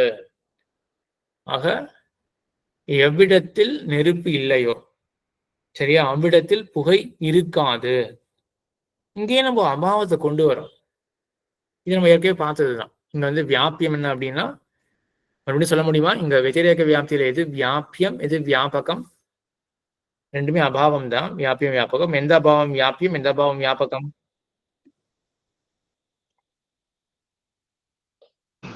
நெருப்பின்மை வியாபம், புகை புகை வியாபம். வெறும் ரெண்டுமே இன்மைன்னு வரணும். அரியன் வியாபகம் வந்து புகையின்மை, வியாபியம் வந்து நெருப்பின்மை. நெருப்பின்மை வியாபியம், புகையின்மை வியாபகம் அப்படின்னு இருக்கு இல்லையா? சரி, இதுதான் இங்கேயும் எழுதி வச்சிருக்கேன். வெதிரேக வியாபியம், வெதிரேகம் என்றால் அபாவம். எவ்விடத்தில் நெருப்பு இல்லையோ அப்ப நெருப்பின்மை, அது வியாபியம். அங்க கண்டிப்பா என்ன இருக்கும்? புகையின்மை இருக்கும். சரி, இந்த க்ஷமிக்கணும், போன இதுக்கு வியாப்தி வியாபகம் எது சொன்னீங்க? போனதுல வந்து புகை புகை நெருப்பு நெருப்பு வியாபகம் புரியுதா? புகை வியாபியம், நெருப்பு வியாபகம். இப்போ நெருப்பின்மை வியாபியம், புகையின்மை வியாபகம். சரி, ஆனா அண்மை வியாப்தி சொல்லும்போது கூட நம்ம என்ன பார்த்தோம் அப்படின்னா, புகை இருக்கிற இடத்துல பல அபாவங்கள் இருக்கு, அதுல எதுவுமே நெருப்புடைய அபாவமாக இருக்காது அப்படின்னு அபாவத்தை கொண்டு வந்தோம். இங்கேயே நம்ம அபாவத்தை தான் கொண்டு வரோம். புகையின்மை அப்படின்னு அதுதான் வியாபகம் அப்படின்னு தான் கொண்டு வரோம். இப்ப என்ன வாசி போனதுக்கும் இதுக்கும்? ஒரு சின்ன வாசி இருக்கு. போனதுல நம்ம புகையின்மையை பத்திலாம் யோசிக்கவே இல்லை, வெறும் புகையை பத்தி மட்டும் தான் யோசிச்சோம். ஆனா இப்ப என்ன அப்படின்னா, நம்ம புகையின்மையை பத்தி யோசிக்கிறோம். நெருப்பின்மை வியாபியம், புகையின்மை வியாபகம். அப்ப நெருப்பில்லாத இடத்துல இருக்கக்கூடிய அபாவத்தை கொண்ட அந்த புகை அப்படின்னு நம்ம அபாவம் வழியாதான் நம்ம புகைக்கே போறோம். அதான் இந்த வெதிரேக வியாப்தியில் இருக்கக்கூடிய வைஷமியம், வேறுபாடு. அண்மை வியாப்தியில அந்த மாதிரி இல்லையே, ஞாபகம் வச்சுக்கோங்க. நெருப்பை விட்டு பிரியாத புகை அப்படின்னு நேரம் அப்படி போயிட்டோம் புகைக்கு. சரியா? இதான் அந்த அண்மைய வியாப்தி, வெதிரேக வியாப்திக்கு இருக்கக்கூடிய வைஷமியம். அடுத்தது இப்ப வியாபக அபாவம் இருந்தால் வியாபிய அபாவம், இது ரொம்ப முக்கியம். ஸ்ரீபாஷ்யத்துல 1000 இடத்துல, ஸ்ரீபாஷ்யத்தை சுத்த பிரகாசிகையெல்லாம் 1000 இடத்துல ஆச்சாரியெல்லாம் சாதிப்போம். வியாபக அபகமே சதி வியாபியஸ்யாபி அபகதிஹி அப்படின்னும், வியாபியாபாவே வியாபகஸ்யாபி அபாவஹா, வியாபகாபாவே வியாபியஸ்யாபி அபாவஹா அப்படின்னா பல இடத்துல சொல்லுவோம். எங்க வந்து வியாபகத்தினுடைய அபாவமோ, வியாபகம் இல்லாத இடத்துல வியாபியம் இருக்காது. வியாபகம் இல்லாத இடத்துல, இப்ப நெருப்பு இல்லாத இடத்துல புகை இருக்காது. கரெக்டு தானே? நெருப்பு வியாபகம், அது இல்லாத இடத்துல புகையும் இருக்காது, வியாபியமும் போயிடும். கரெக்ட். அதே போல இங்கதான் நம்ம அந்த இன்மை, ரெண்டு இன்மை, டபுள் நெகேஷன் பார்த்தோம். அடுத்தது வந்து புகையின்மை இல்லாத இடத்தில், புகையின்மை என்றுதான வியாபகம். இப்போ வியாபகம் இல்லாத இடத்துல வியாபியம் இருக்காது. எது வியாபியம்? நெருப்பின்மை வியாபியம், அதுவும் இருக்காது. நெருப்பின்மை இருக்காதுன்னா நெருப்பு இருக்கும் அப்படின்னு அர்த்தம். இந்த ஒரு டேர்ம் அப்படி ஞாபகிச்சுக்கோங்க. வியாபியசிய அபகமே வியாபகசியாபி அபகமஹா அப்படின்னு. வியாபகசிய அபகமே வியாபியசியாபி அபகமஹா. வியாபகம் இல்லை அப்படின்னு வச்சுக்கோங்க, வியாபகம் போயிடுத்து இல்லை அப்படின்னா அங்க வியாபியமும் இருக்காது. சரியா? அடுத்தது பக்ஷதா. பக்ஷதா இன்ட்ரெஸ்டிங் கான்செப்ட். சரி, இது கொஞ்சம் டைஜஸ்ட் ஆகட்டும். இது வரைக்கும் ஏதாவது 2 நிமிஷம்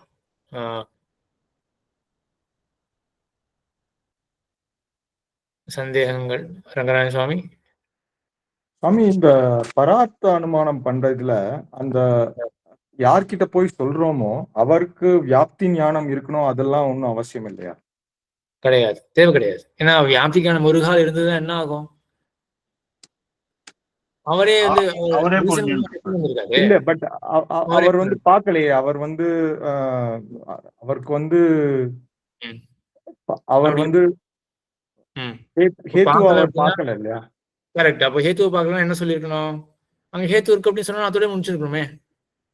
நம்ம அது ஒரு உதாரணமா பார்த்தோம் இல்லையா? கண்ணன் வந்து முன்னாடியே தானே கிரகிச்சு வச்சுட்டான் 10 இடத்துல. வியாப்தி ஞானம் இருக்கு கண்ணனுக்கு. கண்ணை மூடின்னு இருக்கான், ஒருத்தர் சொல்றார் புகை இருக்கு அப்படின்னு, அதுவே போதுமானதா இருக்கும் இல்லையா? இந்த பரார்த்த அனுமானமே எதுக்காக அப்படின்னா அந்த வியாப்தி ஞான பூர்வகமாக, பூர்வகம் அப்படின்னா அதை முன்னிட்டு கொண்டு பராமர்சம் வரணும். அதுக்குதான் பரார்த்த அனுமானம். கோவிந்தன் சுவாமி, இது இது சரியான்னு தெரியல, பட் இப்படிதான் எனக்கு திரும்ப வந்துட்டே இருக்கு. இந்த செட்டியோட ரொம்ப க்ளோஸா போற மாதிரி இருக்கு எனக்கு, அதனால அதோடய வச்சு வச்சு பார்த்துட்டு இருக்கேன். அது சரியா எதோட க்ளோஸா போயிருக்கும்? Set theory. சரி. Set theory. இப்போ இப்ப அபாவம் அப்படின்னா இப்ப செட் ஏவோட அபாவம்னா ஏ பிரைம்னு வச்சுக்கலாம். அப்ப அந்த மாதிரி வச்சு பார்த்தாக்க இந்த வியாபியம் வியாபகம் சுலபமா புரிஞ்சுக்க முடியுது. அதுக்கு முன்னாடி அது புரியல, இந்த மாதிரி வச்சுக்கிட்டு அது புரிஞ்சுக்க முடியுது. பட் இதே கொண்டு போனா வேற எங்கேயும் கிடைக்குமான்னு கொஞ்சம் டவுட்டா இருக்கு. அதனால சரியானு தெரிஞ்சுக்கலாம்.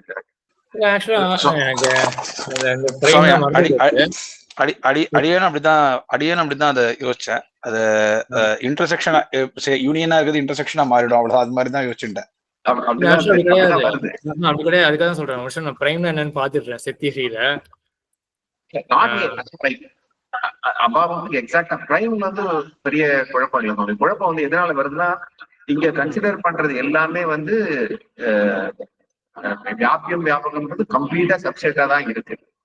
ஆனா இந்த செட்தியர்ல வந்து அது இன்டர்செக்ஷன் அப்படின்னா நான் காமன் திங்ஸும் இருக்குங்கிற அசம்ஷன்ல போவாங்க. அதனால கொஞ்சம் அந்த அதுக்காக சொல்றேன், அந்த இன்டர்செக்ஷன் இங்க வராது, சரியா வராது. இந்த பிரைம் தியரி நான் நினைக்கிறேன் பிரைம் அப்படின்றது வந்து இப்போ ஏ பிரைம் அப்படின்றது வந்து நெகட்டிவ் ஆஃப் ஏ அப்படி இருக்கும். சரி, அது ஆக்சுவலா அப்படி வருமே. இப்போ ஏ இருக்கு, negative of the negative space of A இருக்கு, அதான் அபாவம். ஆக்சுவலா அதை விட பாக்கலாமே, அது வரைக்கும் கரெக்டா இருக்கு. இந்த வியாபியம் வியாபகம் போற வரைக்கும் ஒரு மாதிரி போகுது. ஆனா அதுக்கப்புறம் அடுத்தடுத்து மேல யோசிச்சு பார்த்தா கொஞ்சம் தப்பா வர மாதிரி தோணுது. அதனால இல்ல எனக்கு ஏதோ அந்த பிரைம்ன்றது வந்து நெகட்டிவ் ஸ்பேஸ் தான் அப்படின்னு நினைச்சுட்டோம்னா அப்போ நேரம் அபாவம் தானே. ஸோ எல்லாமே ஒட்டதான் செய்யணும். ஸோ அப்போ அங்கேயே பார்த்தா கூட நம்ம மாடல் கூட பண்ணி பார்க்கலாம். 2 கான்சென்ட்ரிக் சர்க்கிள் போட்டுட்டு இருக்க வேற ஸ்பேஸ் வந்து நம்ம பிரைமா வச்சுட்டோம் அப்படின்னா கண்டிப்பா அந்த அபாவம், அந்த வியாபிய வியாபக அபாவம் மாறதான் செய்யும். இமேஜின் பண்ணிக்கோங்க நீங்க மனசுல, கண்டிப்பா அந்த மாறதான் செய்யும். அப்படியே இன்வெர்ஸ் ஆயிடும் வியாபிய வியாபகம். சரி, இப்போ முக்கியமா என்ன புரிஞ்சுக்கணும் அப்படின்னா, இந்த ஸ்வார்த்த அனுமானம் இப்ப என்ன பண்ணிருக்கான், நம்ம ராமன் கண்ணன் அப்படின்னு 2 கேரக்டர்ஸ் வச்சுட்டு போனது, கண்ணன் தான் வந்து ஸ்வார்த்த அனுமானம் பண்றதா வச்சுட்டு இருக்கோம் இல்லையா.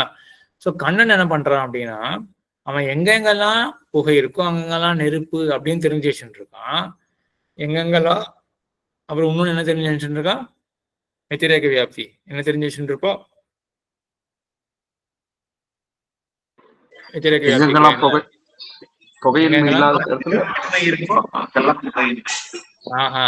சரியா சொல்லணும். இதெல்லாம் வந்து சரியா புகையின்மை இருக்கிற இடத்துல நெருப்பு. அப்படி கிடையாது. புகையின்மை இருக்கிற இடத்துல நெருப்பின்மை கிடையாது. புகை இல்லாத இடத்துல நெருப்பு இருக்கக்கூடாதுன்னு ஏதாவது இருக்கா? கேஸ் ஸ்டவ்ல தான் இருக்கு நெருப்பு. மாத்தி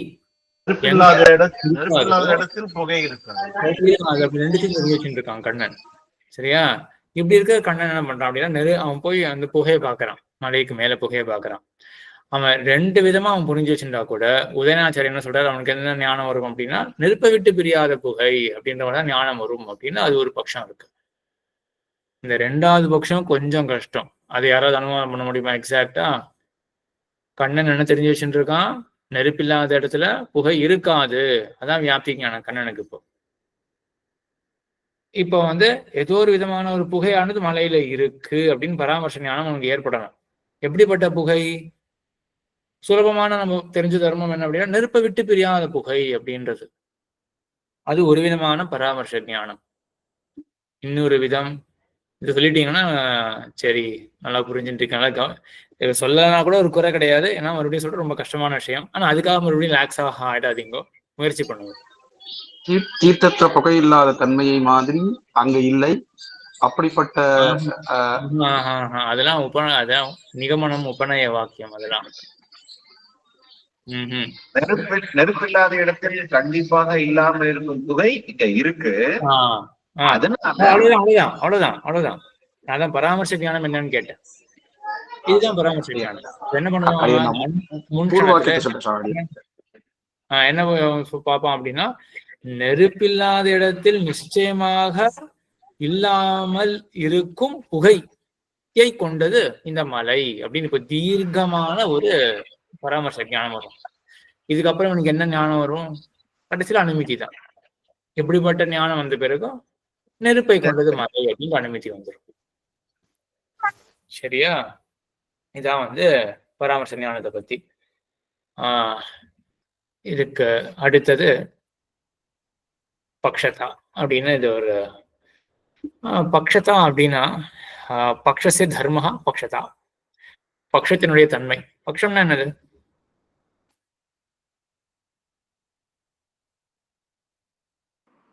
மலைதான் பக்ஷம். மலைதான் பக்ஷம். சரி, மலைதான் பக்ஷம். ஆனா பக்ஷம்ன்றதுக்கு என்ன டெஃபினிஷன் ஏதாவது சொன்னேன்னா? மலைதான் பக்ஷம், அது சரி. ஏன் மலையை பக்ஷம்னு சொல்றோம்? எந்த இடத்துல சாத்தியத்தை சாதிக்க போறோமோ அது பக்ஷம். சரியா, அதான் பக்ஷம். எந்த இடத்துல நம்ம சாதிக்க பாக்குறோமோ அதுதான் பக்ஷம். எல்லாரும் நோட்ஸ் வச்சுட்டு இருப்பீங்க அப்படின்னு நினைக்கிறேன். சித்ரா மாமி மாதிரி எல்லாம் படப்படன்னு சொன்னா சரி, எல்லாம் ஃபாலோ பண்ணி நீங்க அதை ஒர்க் பண்றீங்க அப்படின்னு ஆகும். மற்றவாடும் எல்லாம் பண்ணிட்டு இருக்கீங்க, அது தெரியும் எனக்கு. அப்படி பண்ணாதான் கொஞ்சம் எல்லாமே ஃபிங்கர் டிப்ஸ் இருந்தால் சட்டு சட்டு நடத்துறது நல்லா புரிய வரும்.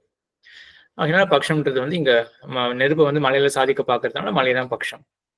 சரி, மலைக்கு என்ன அப்படி ஒரு தன்மை இருக்கு? பக்ஷதா அப்படின்னு மலைக்கு என்ன தன்மை இருக்கு அப்படின்னா, அது சில பேர் பிராச்சீனாள்லாம் என்ன சொல்றா, பிராச்சீனாள் அப்படின்னா ஃபர்ஸ்ட் நையாயிக்கால் இருக்கா இல்லையா, அவன் என்ன சொல்றா அப்படின்னா சாத்திய சந்தேகம் அப்படின்றதுதான் பக்ஷதா அப்படின்னே சொல்ற.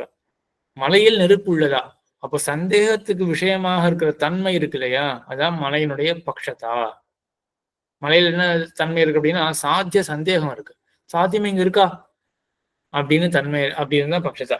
சரி, என்ன ஒரு தாற்பயம் அப்படின்னா, நம்ம எப்போ இன்ஃபர் பண்ணுவோம்? கண்ணை திறக்கிறோம், கண்ணை திறந்து எதிர நம்ம ஒரு பொருளை பார்க்கறோம். நம்ம மைண்டுக்கு வியாபாரம் எதுவும் கிடையாது. கண்ணை திறந்த உடனே நம்ம எதிர இருக்கக்கூடிய பொருள் தெரியும், அவ்வளவுதான். ஆனா இன்ஃபரன்ஸ் அப்படின்றது, அந்த ரீசனிங்கிறது ஒரு மைண்ட் ப்ராசஸ் இல்லையா? நம்ம எப்போ அதை ஈடுபடுவோம்? ஊகித்து நம்ம தெரிஞ்சுக்கிறது, அந்த ஊகம்ன்ற ப்ராசஸ்ல எப்போ ஈடுபடுவோம் அப்படின்றதுதான் இங்க கன்டென்ஷன். அது அந்த இஷ்யூ ஆஃப் கன்டென்ஷன். அதை பத்தி தான் விசாரம் இங்க. அதுல தான் பிராச்சீனாள் என்ன சொல்றா அப்படின்னா, எந்த இடத்துல ஒரு சந்தேகம் ஏற்படுறதோ, கண்ணன் பார்க்கறான் புகைய, ஒரு கால் நெருப்பு இருக்குமா உள்ள அப்படின்ற மாதிரி அவனுக்கு சந்தேகம் ஏற்பட, ஆமா நெருப்பு இருக்குமே அப்படின்னு ஊகித்து தெரிஞ்சுக்கிறான். இப்ப சந்தேகம் வேணும். ஆக எந்த இடத்துல நம்ம சந்தேகப்படுறோமோ அதுதான் பக்ஷம். ஆக சந்தேகம் வேணும் அப்படின்றது ஆயிடுறது. சரியா? இது ஒரு சாராருடைய கருத்து. நவீனாள் என்ன சொல்றா அப்படின்னா, கர்ஜனத்தை கேட்டவுடன் மேகத்தின் அனுமானம். சரியா? இங்கிலீஷ்லயும் எழுதிட்டேன். யாராவது என்ன நான் மீன் பண்றான்னு சொல்ல முடியுமா? கர்ஜனத்தை கேட்டவுடன் மேகத்தின் அனுமானம்.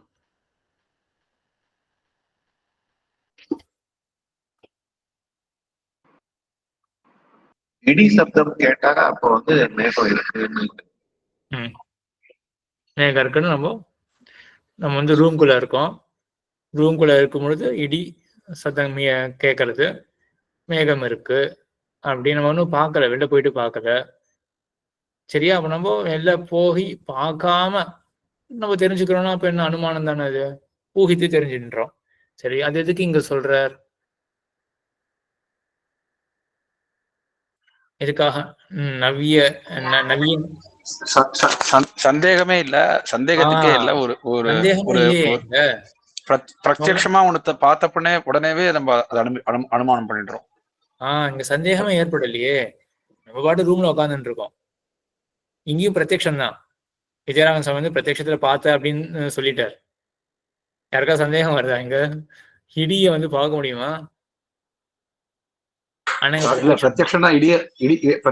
காதால கேட்டாலும் பிரத்யக்ஷம் தான். காதால கேட்டாலும் பிரத்யக்ஷம். இதெல்லாம் ரொம்ப சட்டில் பாயிண்ட்ஸ், எல்லாரும் ஃபாலோ பண்றீங்கன்னு நினைக்கிறேன். இல்லாட்டி ரொம்பவே சிம்பிள். ஒரு நான் வந்து சட்டில் நினைச்சிட்டு இருக்கேனோ எல்லாரும் புரிஞ்சுட்டா சரி. காதால கேட்கறதும் பிரத்யக்ஷம் தான். அப்போ அந்த கர்ஜனைய கேட்கறோம் இல்லையா, அதுவே ஒரு பிரத்யக்ஷம் தான். நம்ம பாட்டு அறையில உட்காந்துட்டு இருக்கோம், கேட்ட அடுத்த க்ஷணத்திலேயே நம்ம இன்ஃபர் பண்றோமே. நமக்கு என்ன சந்தேகமா படுறோம், அங்க மேகம் வந்து சேர்ந்திருக்கா இல்லையா அப்படின்னு சந்தேகமே படாம நமக்கே தெரியுது நம்ம இன்ஃபர் பண்றோமே அப்படின்றது. ஆகையனால இன்ஃபரன்ஸுக்கு வந்து நம்ம ஒரு சாத்திய சந்தேகம் வேணும் அப்படின்றது அவசியம் கிடையாது. அது பக்ஷதா அப்படின்னு கொள்ள முடியாது. பக்ஷதானா என்னது? பக்ஷதா அப்படின்னா ஒண்ணு சொன்ன, அந்த அந்த வார்த்தைக்கு ஒரு அர்த்தம் சொன்னேனே, பக்ஷத்தோட தர்மம். பக்ஷத்தோடைய தர்மம், அதான் பக்ஷதா. சரி, இங்க எது பக்ஷம்? இந்த கர்ஜனம் அதெல்லாம் இது பக்ஷம்னு தோன்றது. வானம் தான். வானம் தான் இது பக்ஷம். ஆகாசம் வச்சுக்கோங்க, அந்த வானம், அந்த இடத்துல இருக்கக்கூடிய அந்த வானம், அதான் வந்து பக்ஷம். அப்போ நம்ம பக்ஷத்துல மேகமானது இருக்கா இல்லையா அப்படின்னு சந்தேகமே படலை நம்ம. ஸோ இப்போ அந்த மாதிரி ஒரு தன்மை இல்லை. இது வானத்துக்கு அந்த மாதிரி ஒரு தன்மை இல்லை. என்ன தன்மை இல்லை வானத்துக்கு? வானத்துக்கு சந்தேகம், பக்ஷதா. அதான் பக்ஷதான என்னது? சாத்திய அதாவது மேகம் இருக்கான்ற சந்தேகத்துக்கு விஷயமா இருக்கிற தன்மை. அப்போ கரெக்டா கொண்டு போய் அப்ப சேர்க்கணும் வானத்துல. ஸோ வானத்துல என்ன தன்மை இருக்கலாம்? மேகம் இருக்குமா அப்படின்ற சந்தேகத்துக்கு இடமாக இருக்கக்கூடிய தன்மை. சரியா? அது இப்ப இல்லையே வானத்துல. அப்போ பக்ஷதா இல்லை. பக்ஷதா இல்லைன்னா அப்போ அனுமானமே வராது. பக்ஷதா கண்டிப்பா வேணும் அப்படின்றதுதான். அது பட்சமா இருந்தா தானே நம்ம அனுமானமே பண்ண முடியும். அப்போ அங்க சாத்திய சந்தேகம்ன்ற இல்லையே அப்படின்றதுனால நவீனால என்ன சொல்றா அப்படின்னா, சிஷாத ஈஷாவிர விசிட்ட சித்திய பாவகா அப்படின்னு ஒண்ணு சொல்றா. அது என்ன அப்படின்னா, சித்தி அப்படின்னா சித்தியினுடைய அபாவம் அப்படின்னு ஒண்ணு சொல்றா. இது இருந்தா போதும், சித்தியினுடைய அபாவம் இது இருந்தா போதும். சரியா? சித்தியினுடைய அபாவம் என்னன்னா, சித்தினா ஞானம் அப்படின்னு அர்த்தம். சித்தினா பொதுவாக நம்ம என்ன சொல்லுவோம், சித்தி அப்படின்னா இருப்பு அப்படின்னு அர்த்தம். சரியா? இருப்பு அப்படின்னு அர்த்தம். அதே போல இருக்கு அப்படின்னு தெரிஞ்சுக்கிறது இருக்கு இல்லையா, அதுவும் சித்தி அப்படின்னு பெயர். சித்தி சிறுத்தா அப்படின்னா கேள்விப்பட்டிருக்கோம் இல்லையா, அது சித்தி சிறுத்து. ஆழ்வாருக்கு இது சித்தி சிறுத்து, சம்சேஷம் சித்தி சிறுத்து அப்படின்னு என்ன அர்த்தம்? ஏற்பட்டிருத்து அப்படின்னு அர்த்தம். அதே போல யோக சித்தி ஏற்பட்டிருத்து, அது அங்கேயான ஏற்பாடு அப்படின்னு அர்த்தம். அதே போல சித்தி அப்படின்றதுக்கு இன்னொரு அர்த்தமும் இருக்கு. ஞானம் அப்படின்னு தெரிஞ்சிருத்து அப்படின்னு அர்த்தம். ஆக ஏற்பட்டிருத்து அப்படின்னு அர்த்தம், தெரிஞ்சிருத்து அப்படின்னு அர்த்தம் சித்தி அப்படின்ற சப்தத்துக்கு.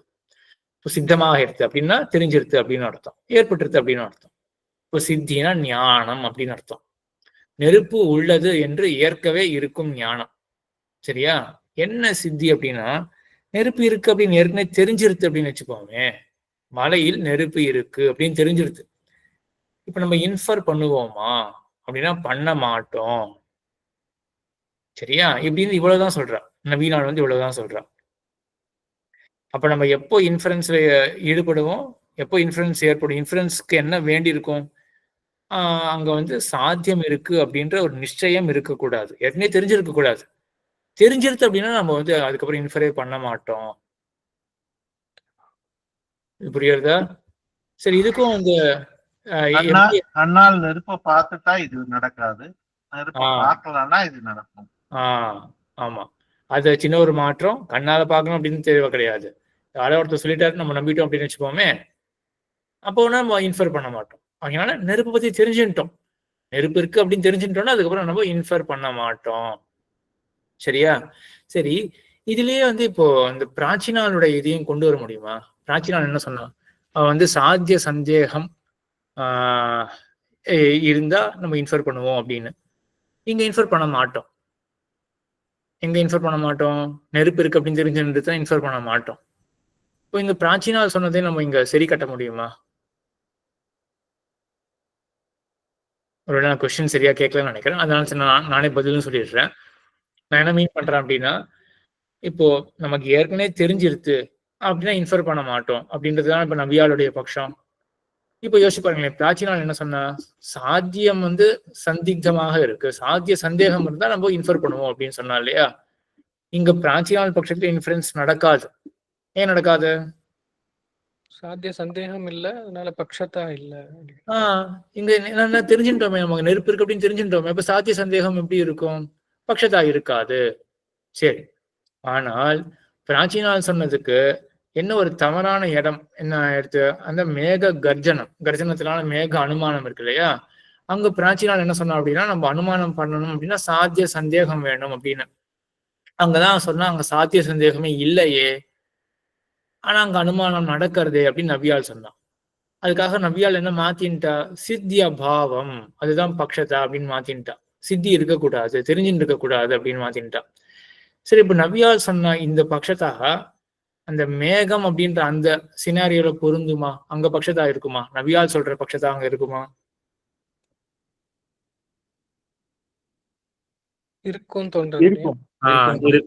இருக்கும். எப்படி இருக்கு? ஏன்னா அங்க வந்து சித்தி இல்லாததுனால நமக்கு ஒருவேளை தெரியாம இருந்தா அப்ப அந்த சித்தி ஞானமும் இருக்காது. அதனால அங்க பக்ஷத்தா இருக்கு. சரியா? சித்தி ஞானம் சொல்ல வேணா, சித்தியே தான் ஞானம். சித்தி ஞானம், சித்தியுடைய ஞானம் எங்கேயாவது அப்படி எங்கேயாவது தப்பான அர்த்தம் போயிடப்படுது. சித்தியே தான் ஞானம் அப்படின்றது. அதனால அந்த மேக விஷயத்துல என்ன, அங்க சித்தி இல்லையே, அவன் தெரிஞ்சுக்கலையே. உள்ள ரூம்ல உட்காந்துட்டு இருக்கவன் மேகம் இருக்குன்னு தெரிஞ்சுக்கல. அப்போ சித்தியினுடைய அபாவம் இருக்கே, பட்சத்தா இருக்கு, அதனால அனுமானம் ஏற்படுறது அப்படின்னு. சரி, அப்ப என்ன ஆகும்னா, அப்போ ஒருவேளை சித்தி இருக்கு அப்படின்னு வச்சுக்கோமே, இப்போ இவன் முன்னாடியே பார்த்துட்டான், இவன் பார்த்துட்டு தான் இருக்கான், மேகம் அங்க இருக்கு அப்படின்னு பார்த்துட்டு தான் இருக்கான். அப்போ சித்தி இருக்கா? சரி, அப்போ அனுமானம் நடக்காது. கரெக்ட் தானே? அப்போ தெரிஞ்சுட்டானே அவன், அப்ப அனுமானம் நடக்காது. ஆனா அந்த மாதிரி ஒரு இன்ஸ்டன்ஸ்ல கூட நபியால் என்ன சொல்றா அப்படின்னா, அனுமானம் நடக்கும் அப்படின்னு சொல்றா, இன்ஃபர் பண்ணுவான் அப்படின்னு சொல்றா. என்ன சொல்றா அப்படின்னா, சிஷாதயிஷா அப்படின்னு ஒரு டேர்ம் கொண்டு வரா. சிஷாதயிஷா அப்படின்னா சாதயித்து மிச்சா, இவனுக்கு விருப்பம் இருக்கு, சாதிக்க வேண்டும் அப்படின்னு ஒரு விருப்பம் இருக்கு. அத இன்டென்ட் டு இன்ஃபர், அவனுக்கு ஒரு இன்டென்ஷன் இருக்கு, நான் வந்து அனுமானம் பண்ணி சாதிக்க போறேன் அப்படின்னு. அப்போ என்ன ஆகும்னா, இந்த சித்தி இருந்தா கூட அது ஓவர் ரைட் பண்ணும். சிஷாத ஈஷா இருந்ததுன்னா அதை ஓவர் ரைட் பண்ணி இவன் இன்ஃபரன்ஸ்ல இறங்குவான். சரியா? அப்போ ரெண்டுத்தையும் சேர்த்து, இந்த கடைசி வாக்கியம் இல்லையா, கொஞ்சம் கொஞ்சம் காம்ப்ளெக்ஸா இருக்கும், ரெண்டுத்தையும் சேர்க்கணும். அப்போ விஜயராகவன் சுவாமி, கோவிந்தன் சுவாமி மட்டும் தான் இப்போ கை தூக்கி இருக்காங்க. இது புரியல சொல்றேன். ஏற்கனவே ஞானம் இருந்தா கொஞ்சம் கஷ்டமா இருக்கு. ஏன் இன்ஃபர் பண்ண போறாரு அர்த்தம்? அது அது வந்து ஒன்னு சொல்லுவா. இதுல ஒரு இன்னொரு பேசிக் கொஸ்டினே இருக்கு. இந்த இடி கேட்ட உடனே ஒருத்தன் மேகத்தை அனுமானிக்கிறான்றது வந்து சாதாரணமா இப்போ வந்து அது அது பிரத்யக்ஷத்துல தானே வரும். ஆக்சுவலி ஃபார் எக்ஸாம்பிள், நம்ம எப்படின்னா மடப்படியில பார்த்த நெருப்புல இருந்து புகை வருதுன்றது நம்ம முதல்ல பார்த்திருக்கிற ஞானம் மாதிரி தானே இது இடியில இருந்து வருதுன்றது. முதல் தடவை கேட்ட உடனேவே அவனுக்கு அந்த ஞானம் வந்துடாது. இல்லையே, அப்படிலாம் கிடையாது. குழந்தைக்கு ஏதாவது தெரியுமான்னு, குழந்தை கூட தான் காதுல இடி சத்தம் விடும், அதுக்காக தெரியும். மேகம் தெரியாது சுவாமி, அது மேகத்தை அனுமானிக்கவும் முடியாது. இத பத்தி ஞானம். ஆனா நம்ம அனுமானிக்கிறோமே, நம்ம வீட்டுக்குள்ள இருக்கும் பொழுது இடி இடிச்ச உடனே நம்ம மழை பெய்யறதுன்னு என்ன நினைச்சுட்டு, மழை பெய்ய போகுதுன்னு எப்படி சொல்றோம்? நம்ம மழை பெய்ய போறதுன்னா என்ன அர்த்தம்? மேகம் கூடி இருக்குன்னு அர்த்தம். இது வந்து ஆக்சுவலி வந்து இந்த ஞானம் ஏற்கனவே இருக்கிறதுனால தானே சொன்னேன். அதே ஞானத்தை திரும்பி பாக்குற மாதிரி தானே. இப்ப மடப்பள்ளியில இருக்கிற நெருப்பை பார்த்து மடப்பள்ளிக்குள்ள இருக்கிற புகையை பாக்குற மாதிரி தானே. கிடையாது, இப்படி வச்சுப்போம். நம்ம வந்து இப்போ புதுசா நம்ம வந்து அண்டார்டிகாவுக்கு போறோம், கிரீன்லாண்டுக்கு போறோம்னு வச்சுப்போமே. நம்ம அந்த தேசத்துக்கே போனது கிடையாது, அங்க இது வரைக்கும் அந்த மேகத்தை எங்கேயா பார்த்துருப்போமா? அதே சீனாலே தானே இங்கேயும் வருது. மடப்பள்ளியிலும் நெருப்பையும் புகையும் பார்த்துருக்கோம். நம்ம சென்னையில இடியும் மேகத்தையும் பார்த்துருக்கோம். இப்போ நம்ம அண்டார்டிகா போயாச்சு, அங்க நம்ம இடியை கேட்கறோம். நம்ம புதுசா தானே இன்ஃபர் பண்ண போறோம். நம்ம இப்போ அதே மேகம் அங்க இருக்கு, ஸ்மரணம்னு சொல்ல முடியுமா? நம்ம புதுசா இன்ஃபர் பண்ண போறோம் அங்க மேகம் இருக்கு அப்படின்னு. இதுல ஒரு சந்தேகம் இருக்கு சுவாமி. இது நிஜமாவே அப்படிதானா இல்ல இது ஏன் சொல்றேன்னா, மடப்பள்ளியில நெருப்பு, இப்போ மடப்பள்ளியில வந்து அந்த பட்சத்தான்றது பார்த்தோம்னா மடப்பள்ளி இருக்கு, மலை இருக்குன்றது வந்து தனி பட்சமே. அது வேற இடமே, கம்ப்ளீட்டா இடமே வேற, எல்லாமே டிஃபரெண்ட். இப்ப இந்த எக்ஸாம்பிள் எடுத்தோம்னு வச்சுக்கோங்க, அது ஒரே இடி சத்தம்ன்றது இடி சத்தம் தான் இல்லையா? இடி சத்தத்தை நம்ம ஏற்கனவே பிரத்யட்சமா கேட்டிருக்கோம், அதனால அதை மேற்கொண்டு நம்ம உடனே மனசு வந்து அனுமானிக்கிறதுன்னு சொல்றோமே தவிர, இப்ப இந்த சினாரியோ வந்து மலையில நடக்கிறச்சே அது புகையை பாக்குறதுன்றது வந்து அது வந்து டோட்டலி டிஃப்ரெண்ட் இல்லையா? இல்லையே, ரெண்டுமே ஒரு அந்த இடி சத்தம்ன்றது வந்து நம்ம சயின்டிபிக்கா பார்த்த விட சத்தம்னா என்ன, அதெல்லாம் வந்து ஒரு ப்ரெஷர் வேவ்ஸ் தானே. ஒரு ப்ரெஷர் வேவ் அது அந்த வேவ் அதோட முடிஞ்சு போயிடும். சென்னையில இடி இடிச்சதுன்னா அந்த சவுண்ட் வேவ் வந்து நம்ம காதுல பட்டு அதோட முடிஞ்சு போயிடும். அது சவுண்டு சரி, அந்த ப்ரெஷர் வேவ் அதெல்லாம் விட்டுருவோமே. நையாயிக்கனுடைய இதுலயே சப்தம்ன்றது வந்து ஆகாசத்துல ஏற்படக்கூடிய ஒரு குணம். அது சென்னையில இருக்கக்கூடிய அந்த ஆகாசத்துல ஏற்பட்ட குணம் அதோட முடிஞ்சே போயிடுவாங்க. நம்ம வேற இடத்துல பெங்களூர்ல போய் நம்ம கேட்கறோம் அப்படின்னா அங்க சப்தமே வேற. எக்ஸாக்டா அந்த மடப்பள்ளி மலையை போலதான். மலையிலையும் நெருப்பு, மடப்பள்ளியிலயும் நெருப்பு. ஆனா 2 நெருப்பும் வேற. அதே போலதான் இங்கேயும் இடி ஒளி வேற, அங்கேயும் இடி ஒளி வேற. ஆனா 2த்துக்கும் சாமானியம் இருக்கு, ஒரு பொருத்தம் இருக்கு. Okay sir. இல்ல எனக்கு கொஞ்சம் அதுல ஒரு சின்ன சந்தேகம் இருந்தது. ஏன்னா அது நிஜமாவே அது பிரத்யட்சமா நம்ம இது எடுத்துக்கிறோமா, அந்த இடத்த எடுத்துக்கிறோமா, இல்ல இது ஏன்னா மலையில நெருப்பு பாக்குறது, மலையில புகை பாக்குறதுன்றது வந்து ஒரு தனி சாத்தியம் மாதிரி பார்த்தேன். தனி ஒரு யூஸ் கேஸ் மாதிரி, எக்ஸாம்பிள் மாதிரியே இருந்தது. அதனாலதான் அதுக்கு ஒரு சந்தேகம் வந்து சார். அதே மாதிரிதான் இன்னொரு தடவை யோசிச்சு பார்த்தா அது சரி வந்துடும். ரெண்டும் ஒரே சினாரியோ தான், பேரலா தான் ரெண்டுமே இருக்கு. ஆனா இங்க முக்கியமான கேள்வி என்ன வரும் அப்படின்னா, இப்போ விஷயம் தெரிஞ்சது, சித்தியே ஏற்பட்டுருது, அதுக்கப்புறம் சிஷாத ஈஷா அப்படின்னா வந்து ஒருத்தன் வந்து இன்ஃபர் பண்றதுக்கு வருவானா அப்படின்னா அது தார்க்கிகால் சொல்றா. என்ன சொல்றாரு அப்படின்னா, பிரத்யக்ஷ சித்தேபி வஸ்தூனி தர்க்கரசிக்காக புபுட்சந்தே தர்க்கரசிக்காக அப்படின்னு சொல்லுவா. அதாவது கண்ணுக்கு நேரம் ஒரு விஷயம் தெரிகிறது, அங்க கூட அவன் சாதிக்கணும்னு முற்படுவான் அப்படின்னு இவன் சொல்றான். இன்ஃபர் பண்ணுவான் அப்படின்னு தார்க்கிகாலாம் சொல்றான். நம்ம வந்து விஷயம் தெரிஞ்சிருது, பட் எனக்கு சாதிக்கணும் அப்படின்னு ஆசை இருக்கு, பண்ணுவோம் தான் தோன்றது. நம்ம பண்ணுவோம் அப்படின்னா அந்த ரீசனோட அதையே நம்ம இடி விஷயத்துல யோசிச்சு பார்க்கலாமா. நம்ம வாசல்ல இருக்கோம், மேகத்தை பார்த்துட்டே இருக்கோம், இடிக்கிறது, இன்ஃபர் பண்ணுவோமான்னு தெரியல. சரி, இவன் சொல்றான் நம்ம இன்ஃபர் பண்ணுவோம் அப்படின்னு சொல்றான். நமக்கு ஆசை இருந்துதான் இன்ஃபர் பண்ணுவோம் அப்படின்னு சொல்றான் அவன். பிரத்யக்ஷ சித்த வஸ்துவில கூட வந்து அந்த ஆசை இருந்ததுன்னா இன்ஃபுளுன்ஸ்ல இறங்குவான் அப்படின்னு. சுவாமி, ஞான விருத்தின்னு வச்சுக்கலாமா? One more example, one more sampling அப்படின்னு வச்சுக்கலாமா? அந்த மாதிரி நீங்களே யோசிச்சு பாருங்க, உங்களுக்கு பர்சனல் எக்ஸ்பீரியன்ஸ் அந்த மாதிரி ஏதாவது இருக்கா? நம்ம விஷயம் ஏற்கனவே தெரிஞ்சுட்டோம், பட் ஆனாலும் ஸ்டில் நம்ம வந்து ரீசன் பண்ணி அதை சாதிக்கணும் அப்படின்னு ஏதாவது ஒரு இன்ஸ்டன்ஸ் தோன்றதா வாழ்க்கையில? ஏதாவது அந்த மாதிரி ஏதாவது விஷயம் தெரிஞ்சுட்டோம், எதிரில் வந்து அங்கே கார் போயிட்டு இருக்கு அப்படின்னு தெரிஞ்சு, இல்லாட்டி ஃபேன் ஓடுறதுன்னு நேரம் பார்த்துட்டு இருக்கோம், பண்ணுவோம் தான் தோன்றது. ஆக்சுவலா இப்போ இப்படி ஒரு உதாரணம் வச்சுப்போமே, ஃபேன் ஓடின்னு இருக்கு, ஃபேன் ஓடின்னு பார்த்துட்டே இருக்கும், சத்தம் ஏற்படுறது, ஒரு யூனிக்கான சத்தம், அந்த ஃபேனுக்கே ஏற்ற சத்தமானது ஓடுறது. ஸோ இந்த சத்தத்தை வச்சு நான் இன்ஃபர் பண்றேனே அப்படின்னு பண்ணதான் தோன்றது. ஃபேன் ஓடின்னு இருக்கிறத பார்க்கும் பொழுதே கூட இந்த ஃபேனுக்கே உண்டான யூனிக் சவுண்ட் இருக்கு, ஆகையினால இந்த காலத்துல ஃபேன் ஓடுறது பண்ணுவோம் தான் தோன்றது. ஆக்சுவலா இவன் சொல்றது ரொம்ப ஆப்டா தான் இருக்கும்னு தோன்றது. சுவாமி, இது ப்ரெடிக்டிவ் ஃபெயிலியர்னு ஒண்ணு சொல்லுவா. அதாவது சில சாமான்லாம் இந்த மாதிரி நடந்தா அது ஃபெயில் ஆகும் அப்படின்னு. ஸோ அது அனுமான் இந்த மாதிரி இன்ஃபர் பண்ணி தானே வருது அது அந்த இது. ஆனா இந்த சினாரி மட்டும் வேற மாதிரி யோசிச்சு பாருங்க. அதாவது கண்ணுக்குனே தெரிஞ்சு போயிருது விஷயம், அதுக்கப்புறம் அனுமானம் பண்றது. இந்த ஃபேன் ஒண்ணு அந்த மாதிரி தோன்றது. ஒவ்வொருத்தரும் யோசிச்சு பாருங்க, உங்களுக்கு ஏதாவது சினாரி அந்த மாதிரி தோணுமா அப்படின்னு. ரவி சுவாமி. சுவாமி, இப்போ வெயில் அடிக்கும்போது மழை பெய்யறதுன்னா அப்போ வந்து லைக்லி சான்ஸ் ஆஃப் ரெயின்போ அந்த மாதிரி அது ஒரு லைக்லி சான்ஸ் இருக்கக்கூடாது. லைக்லி சான்ஸ் இருந்தா அப்ப இன்ஃபர் அப்படினா இன்ஃபரன்ஸ் பண்றோம் அப்படினா பாசிபிலிட்டி இன்ஃபர் பண்றோம் அப்படி இருக்க கூடாது. சோ கண்டிப்பா இருக்கணும். ரெயின்போவை பார்க்கணும், பார்க்கும் பொழுது நம்ம இன்ஃபர் பண்ணணும். மழை பெய்யறது, வெயில் அடிக்கிறது, அப்போ கண்டிப்பா ரெயின்போ இருக்கணுமே அப்படின்னு. சோ பிரத்யக்ஷமா பார்த்துட்டு இருக்கிற விஷயத்திலேயே நம்ம இன்ஃபர் பண்ணுவோமா அப்படின்னா நிறைய பண்ணுவோம் சுவாமி. இது நம்ம நிறைய பண்ணுவோம்னு நினைக்கிறேன் என்ன பொறுத்தவரைக்கும். ஒரு சின்ன எக்ஸாம்பிள் கூட சொல்லலாம் சுவாமி. அடியனுக்கு இப்ப சட்டுன்னு ஒண்ணு தோணுது. ஆத்து வாசல்ல அப்பாவோட செருப்பு இருக்குன்னு வச்சுக்கோங்க. அப்பா ஆத்துல இருக்காரா இல்லையான்னு தெரியல, செருப்பை பாத்துடுறோம். அப்பா இருக்காருன்னு உள்ள பார்த்தவனே செருப்பு இருக்கு, அப்பா இருக்கு கண்டுக்கிறேன்னு நம்ம மனசு ஏற்கனவே சொல்லித்து அப்படின்னு நம்ம ஏற்கனவே மனசு சொல்லித்து பாரு அப்படின்னு சொல்லியிருப்போம். நம்மளே சொல்லி பார்த்து போறோம். அங்க ரிவர்ஸ், அது ரிவர்ஸ். அது முன்னாடி அனுமானம் பண்ணிட்டு அப்புறம் அப்பாவை பாக்குறோம். அப்பாவை பார்த்த அப்புறம் கூட செருப்பு பார்த்த உடனே வந்து செருப்பையும் பார்த்தியே அப்பாவையும் பாக்குற, அதனால மனசு உடனே சொல்லும் செருப்பு பார்த்த உடனே நீ சொல்லிருக்கணுமே அப்படின்னு சொல்லுங்க. அத ஏற்கனவே சொன்னேனே அப்படின்னு சொல்லுங்க. இல்லை இல்லை அப்படி கிடையாது. அப்பாவை பார்த்துட்டு இருக்கும் பொழுதே அப்பாவை பார்த்துட்டு போது பிரத்யக்ஷம், அப்பா இதுல இருக்காரு அப்படின்னு தெரியாது, பிரத்யக்ஷம். பார்த்துட்டு இருக்கும் பொழுதே அப்பாவுடைய செருப்பையை நம்ம பார்த்துட்டு அப்பா எங்க இருக்காரு அப்படி அனுமானம் பண்றது. அப்படி பண்ணுவோம். அது இல்ல ஓகே.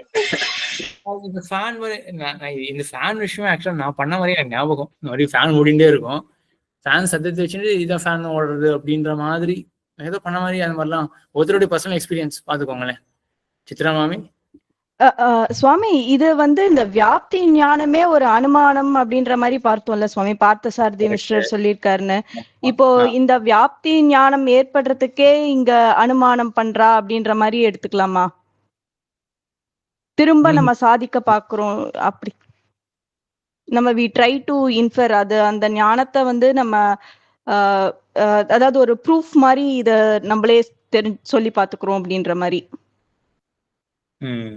ஆனா அதுக்காக நம்ம சொல்றது சரி. சித்தாமாமி நல்ல ஒரு தாட் சொல்லியிருக்கா. ஆனா கொஞ்சம் டிஃபைன் பண்ணி நான் சொல்றேன் என்ன சொல்ல வரா அப்படின்றத.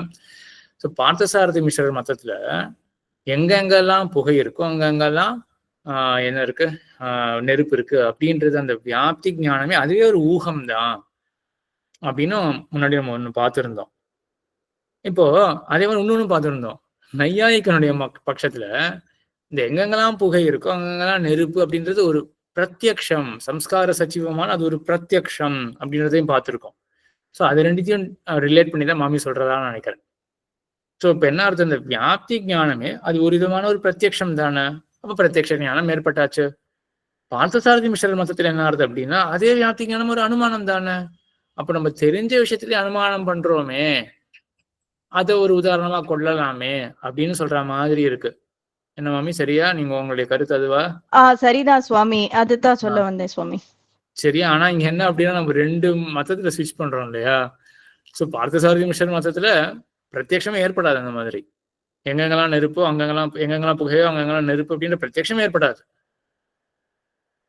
ஸோ அந்த மாதிரி ஒருத்தருக்கு மானச பிரத்யட்சமாகவும் அந்த மாதிரி ஏற்படுறது, வியாப்தி ஞானம் அனுமானமாகவும் அப்படி ஏற்படுறதுன்னு சொல்லவே முடியாது. ஒண்ணு ஏது பார்த்தசாரதி மிஸ்ரர் சரியா சொன்னார் அப்படின்னா அந்த எங்கெங்கெல்லாம் புகையோ அங்கெங்கெல்லாம் நெருப்பு அப்படின்றது வெறும் அது வியாப்தி ஞானம், அது ஒரு அனுமானம் தான், அது பிரத்யட்சமாவே இருக்காது. இன்னொருத்தர் சொல்றது சரியா இருந்தது அப்படின்னா அப்ப வெறும் அது பிரத்யட்சமா தான் இருக்காது, அனுமானமாகவே இருக்காது. ஸோ இந்த மாதிரி விஷயங்கள் ஃபேன்ஸ் மாதிரி யோசிச்சு பாருங்களேன். இல்லாட்டி இந்த மேகமே வச்சுக்கோமே, வெளில பார்த்துட்டு இருக்கோம், மேகம் கண்ணுக்கு தெரியாது, பார்த்துட்டோம் ஏற்கனவே மேகத்தை, அதுக்கப்புறம் இடி இடிக்கிறது. ரங்கநாத சுவாமி. சுவாமி, இந்த லாஸ்ட் லைன்ல ஏதாவது டைப்போ இருக்கா? அந்த பிராக்கெட் தேவையா? அது அதாவது அந்த லாஸ்ட் லைன் ரொம்ப முக்கியமானது, ஒன்றும் போகவே இல்லை.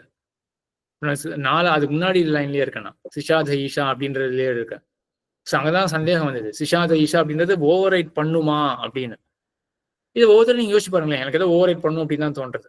டார்கிகன் சொல்றது ரொம்ப அக்செப்டபிளா தான் இருக்கு. என்ன ஓவர் ரைட் பண்ணுன்றது புரியறதா? யாரும் அனுவாதம், ரங்கநாத சுவாமி நீங்களே அனுவாதம் பண்ணுங்க. என்ன ஓவர் ரைட் பண்ணா என்ன மீன் பண்ற? சிஷாத ஈஷா வில் ஓவர் ரைட் அப்படின்னு என்ன அர்த்தம்? அதாவது சித்தி இருந்தா கூட சிஷாதைஷா இருந்தா அந்த இது இருக்கும், அதாவது இன்டென்ட் இருக்கும். இன்டென்ட் இருந்தா கூட நம்ம இன்ஃபர் பண்ண ட்ரை பண்ணுவோம். அதை இன்ஃபர் பண்ண ட்ரை பண்றதுதான் சிஷாதைஷாவே. இன்ஃபுளுன்ஸ் நடக்கும் அப்படின்னு. சித்தி இருந்தா கூட இன்ஃபுளுன்ஸ் நடக்கும். எப்போ சிஷாதைஷா இருந்தா அது ஓவர் ரைட் பண்ணி இன்ஃபுளுன்ஸ் நடத்தி வச்சிடும் அப்படின்னு. ஸோ இந்த கடைசி லைன் இருக்கு இல்லையா, இது ரெண்டுத்தையும் கம்பைன் பண்றது. இப்போ எப்போ இன்ஃபர் பண்ணுவோம்? பக்ஷத்தா இருந்தா தான் இன்ஃபர் பண்ணுவோம். பக்ஷத்தானா என்னது? சித்தி அபாவம் அப்படின்னு பார்த்தோம் இல்லையா. அப்போ சித்தி அபாவம் அப்படின்னா என்னது? அப்ப சித்தி இருந்ததுன்னா இன்ஃபர் பண்ண மாட்டோம் அப்படின்னு ஆயிடும் இல்லையா? அது கிடையாது அப்படின்னு ஓவரைட் பண்றதுக்கு தான் சிஷா தைஷா அப்படின்றது வந்தது. அப்போ எப்ப நம்ம இன்ஃபர் பண்ணுவோம்? எப்ப நம்ம இன்ஃபர் பண்ணுவோம்? ரெண்டுத்தையும் கம்பைன் பண்ணி சொல்லுங்க, என்னென்ன கேஸ் இருக்கும். எப்பப்பெல்லாம் இன்ஃபர் பண்ணுவோம்? நமக்கு விஷயமே தெரியல, சித்தியே ஏற்படலை அப்படின்னு வச்சுப்போமே, அப்ப கண்டிப்பா இன்ஃபர் பண்ணுவோமா? இன்ஃபர் பண்ண வாய்ப்பு இருக்கு. சித்தி இல்லை அப்படின்னா கண்டிப்பா இன்ஃபர் பண்ணுவோம். சித்தி இருந்தும் கூட அப்போ சிஷா தைஷா ஒரு கால் இருந்தது அப்படின்னா அப்போ இன்ஃபர் பண்ணுவோம். அப்ப எப்ப நம்ம இன்ஃபர் பண்ணுவோம் அப்படின்னா, சிஷா தைஷா உடைய அபாவம், சிஷா தைஷா இல்லை, சிஷா தைஷா இல்லாத ஒரு சித்தி, சிஷா தைஷா இல்லாத ஒரு சித்தி இருந்ததுன்னா அப்புறம் இன்ஃபரே பண்ண மாட்டோம். அப்படி சொன்னா கரெக்டா இருந்ததுதா? சிஷா தைஷா இல்லாத ஒரு சித்தி இருந்துதான் நம்ம இன்ஃபர் பண்ண மாட்டோம். அப்ப நம்ம எப்ப இன்ஃபர் பண்ணுவோம்? அதனுடைய நெகேஷன் போட்டா இன்ஃபர் பண்ணுவோம் அப்படின்னு அர்த்தம் ஆயிடும். சிஷா தைஷா இல்லாத ஒரு சித்தியினுடைய அபாவம் இருந்ததுன்னா அப்ப நம்ம இன்ஃபர் பண்றதுக்கு வாய்ப்பு இருக்கு. இப்ப அந்த கடைசி இது ஃபாலோ பண்ண முடிஞ்சிருக்கும்னு நினைக்கிறேன். கொஞ்சம் மறுபடியும் சிரமம் ஆகுது. எப்பப்பெல்லாம் இந்த அபாவம், ரெண்டு அபாவம் இதெல்லாம் வருதோ கொஞ்சம் சிரமம் தான்.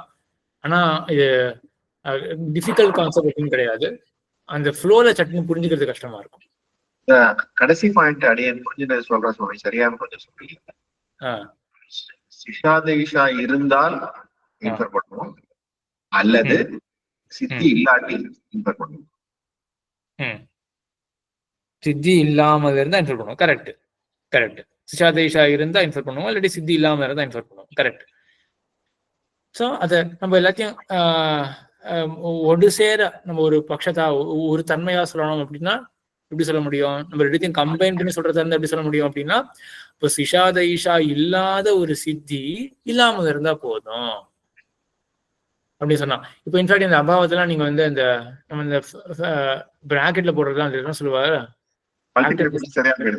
ஃபேக்டரைஸ் பண்றதுதானே.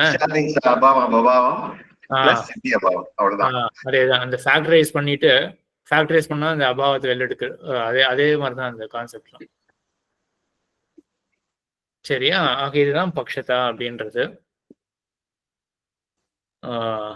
சரி, அடுத்தது நம்ம அடுத்த இதுல இந்த ஹேத்வாபா விஜயரங்கன் சுவாமி. சுவாமி அந்த ஒரு எக்ஸாம்பிள் கூட நான் யோசிச்சு வச்சேன் சுவாமி. நம்ம நிறைய பேர் பண்ணுவோம்னு தான் நினைக்கிறேன். ஒரு ரொம்ப தள்ளி ஒரு வான வேடிக்கை நடக்குதுன்னு வச்சுக்கோமே, ஒரு சவுண்ட் அப்புறம் தான் வருது அப்படின்னு சொன்னோம்னா இந்த பாத்துருவோம், நம்ம பிரத்யக்ஷத்தை பாத்துருவோம்.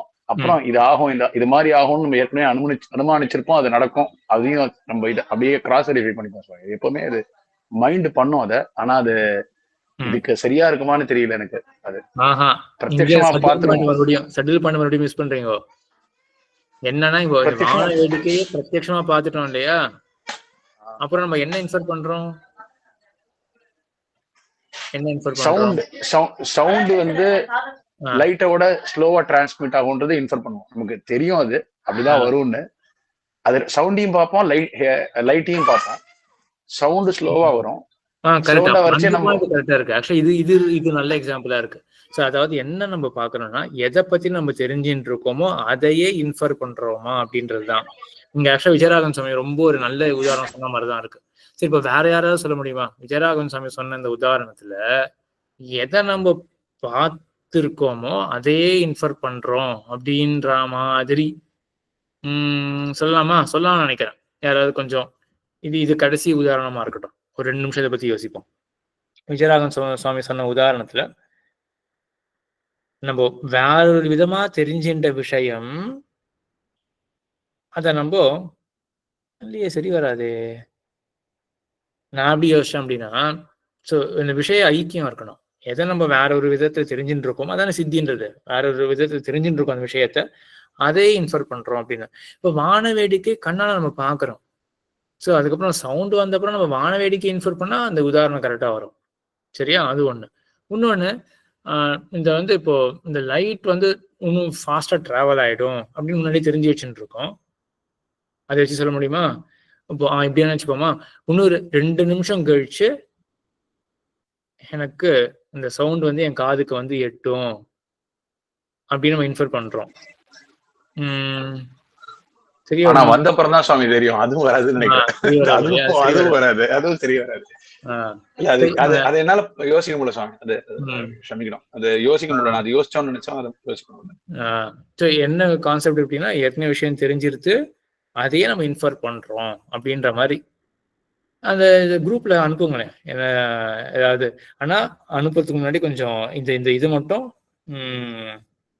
அந்த இன்ஃபர் பண்ற விஷயம், தெரிஞ்ச விஷயம் ரெண்டும் எக்ஸாக்ட்லி. இன்ஃபேக்ட் ஏன் குரூப்ல அனுப்பணும்? நான் அந்த இதுல ஃபார்ம்ல போடுறேனே, இதே அசைன்மெண்ட்டா இருக்கட்டும். இந்த வாரம் அந்த ஃபார்ம்ல இதை பத்தி யோசிப்போம். என்ன எக்ஸாம்பிள்ஸ் வருது அப்படின்னு பார்ப்போம். சரி அடியேன். அடுத்த வாரம் வந்து நம்ம ஹேத்வாபாசங்கள், தப்பான ஹேத்துக்கள், அதுவும் ரொம்ப முக்கியம். இந்த மாதிரி இப்போ அனுமான ப்ராசஸ் என்ன அப்படின்னு பார்த்துட்டோம். அடுத்ததுல வந்து எப்பெல்லாம் அனுமானம் வந்து அது தப்பா போகும், இன்ஃபரன்ஸ் எப்போ தப்பா போகும் அப்படின்னு, இதெல்லாம் கொஞ்சம் இந்த ஹாலுசினேஷன், மெஷின் லேர்னிங்லாம் கொஞ்சம் ஹெல்ப் பண்ணலாம், தெரியாது, ஹெல்ப் பண்ணலாம் அப்படின்னு தோன்றது.